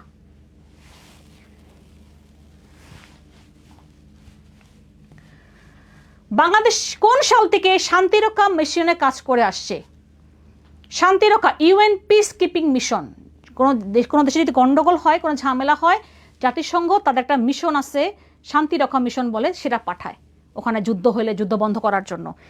এই ইউএন পিস কিপিং মিশনে বাংলাদেশের সৈন্যরা কাজ করে আসতেছে এবং আমাদের বাংলাদেশের সৈন্যরা নাম, এই জন্য আমরা জানি যে সিয়েরা লিওন আমাদের বাংলা ভাষাকে তারা তাদের দ্বিতীয় ভাষার মর্যাদা দিচ্ছে, এটা বলে যে আনঅফিসিয়ালি ওরা বলছে, এটা পরীক্ষা প্রশ্নটা আসে। আমরা বাংলাদেশ কোন মিশনে আমরা প্রথম অংশ নিছি? তাহলে শুনো, ইরান ইরাক নামটাও কাছাকাছি, দেশটাও পাশাপাশি, ঠিক আছে? ধরো আমার এখানে ইরান ইরাক দুইটা দেশ, নামটাও কাছাকাছি, দেশটাও পাশাপাশি। 1980 সালে ইরাক ইরানকে আক্রমণ করে বসলো, সরি উল্টা বললাম, ইরাক ইরানকে আক্রমণ করে বসলো। ইরাক সাদ্দাম হোসেন, এখানে একটা ওদের জলপথ আছে শাতিল আরব জলপথ, সেই জলপথকে কেন্দ্র করে ইরাক ইরানকে আক্রমণ করে বসলো। এই যুদ্ধ স্থায়ী হয়েছে 8 বছর। 1980 সালে এই যুদ্ধ শুরু হয়েছে, আমি কি বললাম 8 বছর স্থায়ী, তার মানে 1988 সালে এই যুদ্ধ শেষ হয়েছে। দুই দেশের অবস্থা খারাপ, ইরাক ইরান, তাই না? জাতিসংঘ একটা মিশন পাঠাইলো তাদের নামে, কি ইউনাইটেড, আমি পুরোটা লিখবো না, United Nations Iran Iraq military observer group. কবে? এই 1988 সালে। এই ইউনিমগ মিশনে আমরা প্রথম বাংলাদেশ অংশগ্রহণ করি। তার মানে কি হবে অ্যান্সারটা? মুখস্থ কেন করবো? আমি যেগুলো কাহিনী আছে আমি কাহিনী সহ পড়বো, তাহলে আমার মুখস্থ হবে, মনে থাকবে। তাহলে কি হবে? 88। আমি তোমাকে কাহিনীও বলে দিলাম। কেমন লাগলো ক্লাস? এবার আসো একটা, যে কি লিখছে এখানে, কোন তারিখে 21শে ফেব্রুয়ারিকে আন্তর্জাতিক মাতৃভাষা দিবস হিসেবে স্বীকৃতি দেয়? কে দেয় আগে আমরা শুনি? ইউনেস্কো স্বীকৃতি দিচ্ছে 17 নভেম্বর 1999 সালে। 21শে ফেব্রুয়ারিকে তারা ইন্টারন্যাশনাল মাদার ল্যাঙ্গুয়েজ ডে হিসেবে স্বীকৃতি দিচ্ছে এবং প্রতি বছর এখন পৃথিবীতে 2000 সাল থেকে এই 21শে ফেব্রুয়ারি কি তোমার ইন্টারন্যাশনাল মাদার ল্যাঙ্গুয়েজ ডে হিসেবে পালিত হয়ে আসছে 2000 সাল থেকে। তাহলে কি হবে? 17 নভেম্বর 1999। তাহলে কোথায় অপশনে? এই যে দেখো, এটাও একটা মানে অ্যাডমিশনে অনেকবার আসে এই প্রশ্নটা,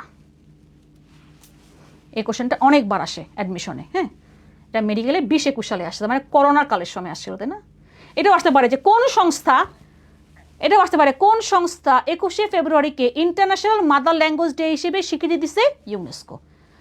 এরকমটাই প্রশ্ন তুমি পাবাই। মুক্তিযুদ্ধের সময় ঢাকা শহর কোন সেক্টরে অন্তর্ভুক্ত ছিল? আচ্ছা, আমি একটু এখানে লিখি। 1 নম্বর সেক্টর ছিল চট্টগ্রামের দিকে, চট্টগ্রাম। 7 নম্বর রাজশাহী, 8 নম্বর মুজিবনগর, মানে মেহেরপুর ওই কুষ্টিয়ার সাইডটা। তখন মুজিবনগর ছিল কোথায়? কুষ্টিয়ারতে, এখন বর্তমানে মেহেরপুরে। এটা প্রশ্নটা আসে যেহেতু আমরা ওখানে শপথ নিছি। তাহলে বাকি রইল কি?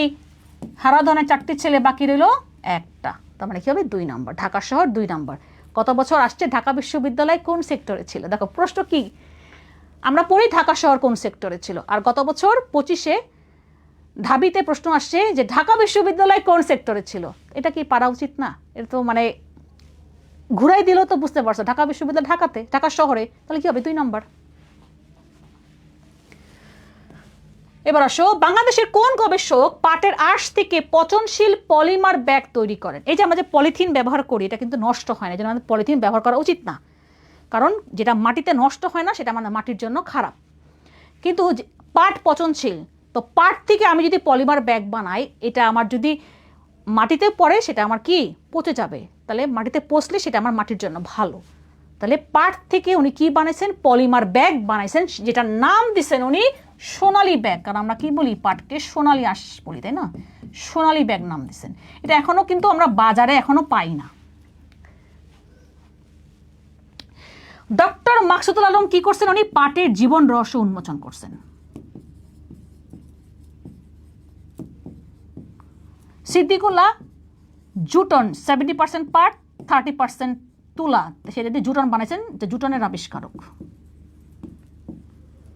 প্রফেসর আবুল হুসাম উনি করছেন সনোফিল্টার,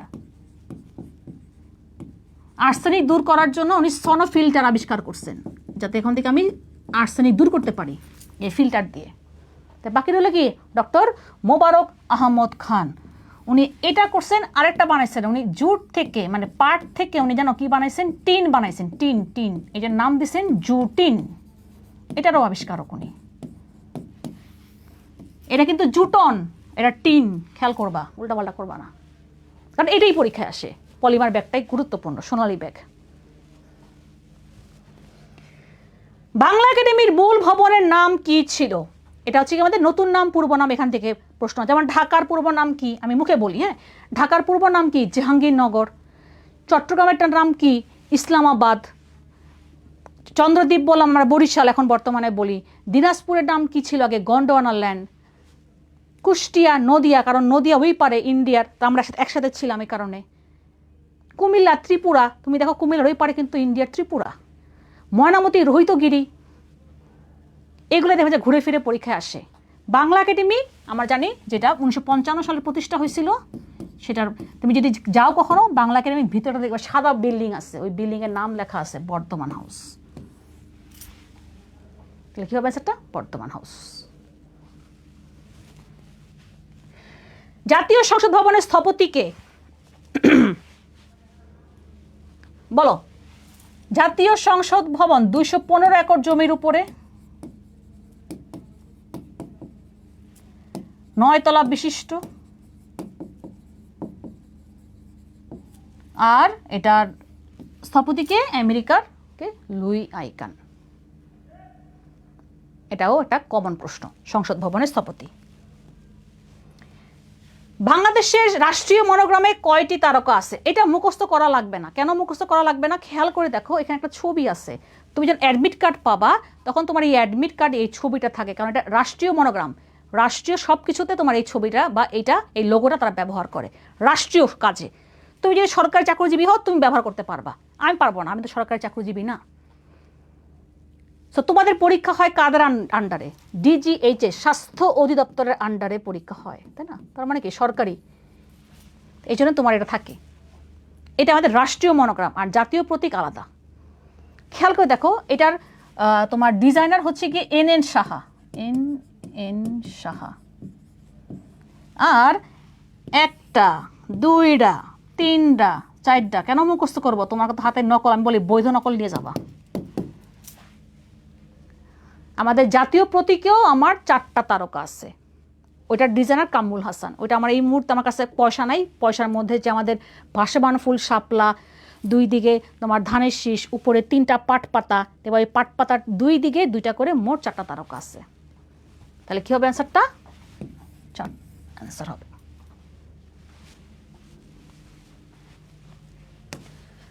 বাংলাদেশে প্রাকৃতিক গ্যাস কোন কাজে সবচেয়ে বেশি ব্যবহার করা হয়? এই দেখো যে গ্যাস নাই, বিদ্যুৎ উৎপাদন হচ্ছে না, ঠিক আছে, অনেক কলকারখানা কিন্তু বন্ধ হয়ে যাচ্ছে। এই দেখো বিদ্যুৎ নাই কেন? ঠিক আছে, আমরা গ্যাস ব্যবহার করি, আমরা যেহেতু গৃহস্থালী কাজে গ্যাস ব্যবহার করি, ভাবো তোমরা যে গৃহস্থালী কাজে বেশি ব্যবহার করা হয় না, গ্যাস সবচেয়ে বেশি ব্যবহার করা হয়, যেটা আমার এখন এই মুহূর্তে নাই। দেখতে পাচ্ছ ঘাম দেখা যাচ্ছে কিনা? হ্যাঁ, কারেন্ট নাই, সেটা হচ্ছে কি বিদ্যুৎ উৎপাদনে। এখন কিন্তু গ্যাসের ক্রাইসিস চলতেছে, এই জন্য বিদ্যুৎ উৎপাদন ঠিক মতন হচ্ছে না, লোডশেডিং হচ্ছে। তাহলে কি হবে অ্যান্সারটা? বিদ্যুৎ উৎপাদন।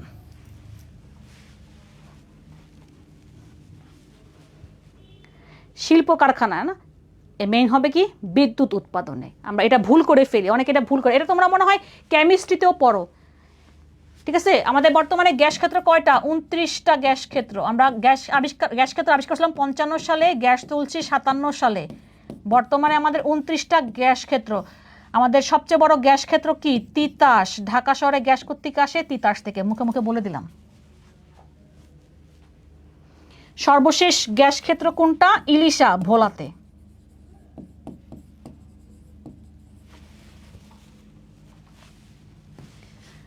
বাংলাদেশের পার্বত্য চট্টগ্রামে কয়টি জেলা আছে? এখন আমরা খেয়াল করবা, চট্টগ্রামের সাথে পার্বত্য লাগাইছে। পার্বত্য মানে আমার একটু হিল, বলি না চিটাগাং হিল ট্র্যাক্স, ওখানে আমার বেশি কি পাহাড় পর্বত আছে আমার ওই 3টা জেলাতে। কি কি জানো? আর, বি, কে, রাঙামাটি, বান্দরবান, যেখানে আমার সবচেয়ে বেশি কম মানুষ বসবাস করে, জনসংখ্যায় আমার ছোট জেলা কিন্তু বান্দরবান, আর খাগড়াছড়ি। আমি এখনো বান্দরবান যাইনি, বাকি সব জায়গায় গেছি। খাগড়াছড়ি, খাগড়াছড়ি, তাহলে 3টা কোথায়? এই যে এটা অ্যান্সার, আর বি কে। লাস্ট আজকের ক্লাসের WWW, এটা ফুল মিনিং কি? World wide web. এটার প্রতিষ্ঠাতা কে? আমরা যখন লিখি না www.bondipathshala.com.bd লিখি না আমরা, হ্যাঁ, এই যে সেই WWW, এটা কে করছে প্রতিষ্ঠাতা সেটা বলো। বিল গেটস করছে তো মাইক্রোসফটের প্রতিষ্ঠাতা, মাইক্রোসফট।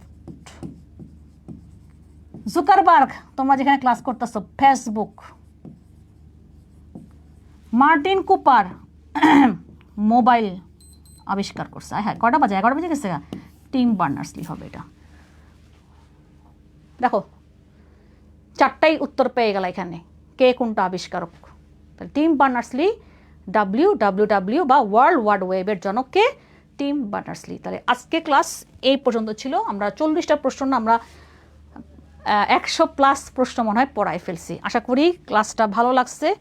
আমরা এইভাবেই কিন্তু হচ্ছে গিয়ে আমি সাধারণ জ্ঞান তোমাকে চেষ্টা করব, যখন যারা প্রাইভেট গ্রুপে তোমরা আসছো, তোমরা যারা ভর্তি হয়েছো, তাদেরকে আমি চেষ্টা করব এভাবে পড়াই দিতে, যাতে তোমার যেন কনসেপ্টটা ক্লিয়ার হয়ে যায়।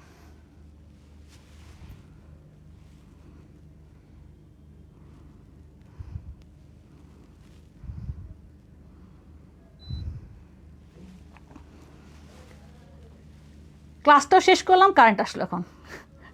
তো যাই হোক, তো এই হচ্ছে কি আমাদের আমরা অনেকগুলো কোশ্চেন পড়লাম আজকে। আশা করি তোমাদের জিনিসটা মানে মাঝখানে একটু মানে ব্রেক পড়ছে, কিছু করার নাই। ব্রেক না পড়লে আর ভালো হইতো, তাহলে ক্লাসটা কন্টিনিউ হইতো। অনেকে তোমরা ক্লাসটা মাঝখানে চলে গেছিলা, কারণ যেহেতু ক্লাসটা মানে কেটে গেছিলো। তো যারা ক্লাসটা মানে যারা করোনায় আগে তারা করে ফেলো, আমি তো পুরোটা শেষ করে দিলাম আজকে। ওকে, তাহলে আজকে এই পর্যন্ত। আশা করি তোমাদের এই আইসি উইক ভালো লাগতেছে। প্রতিবারই আমরা টার্গেট ডিএমসিতে কিন্তু এরকম আইসি উইক করি, যে প্রতিটা সাবজেক্টেরই আমরা ক্লাস দিই একটা করে। আমিও এরকম যে প্রতিবারই আমি তোমাদেরকে এরকম আইসি উইকে একটা ক্লাস দিই। ওকে, তাহলে আজকে এই পর্যন্তই। সবাইকে আল্লাহ হাফেজ। আর অ্যাডমিশন জার্নি শুরু করে দিছো এবং সেটাকে ধরে রাখার চেষ্টা করো, কারণ অ্যাডমিশন জার্নি এক ক্রুশিয়াল জার্নি। এই 3টা মাস খুব ভালো মতন পড়াশোনা করতে হবে। যে এই 3টা মাসে খাটবে, চেষ্টা করবে, সেই কিন্তু জয়ী হবে। ঠিক আছে, যেখানে হোক না কেন, যে কোনো মেডিকেল হোক, ডেন্টাল হোক, বা যে কোনো জায়গায় হোক, মানে পাবলিকে তুমি একটা সিট দখল করতে পারবা যদি ভালো মতন পড়াশোনা করো।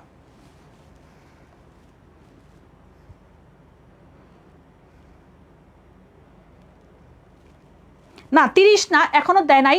আমি বলি তোমার হচ্ছে গিয়ে মাদারগঞ্জ, যেটা হচ্ছে গিয়ে জামালপুরে, সেটা এখনও ডিক্লেয়ার করে নাই। এই জন্য আমি 30টা বলি না, 29টাই বললাম। ইলিশাই পর্যন্ত পড়বা, ঠিক আছে।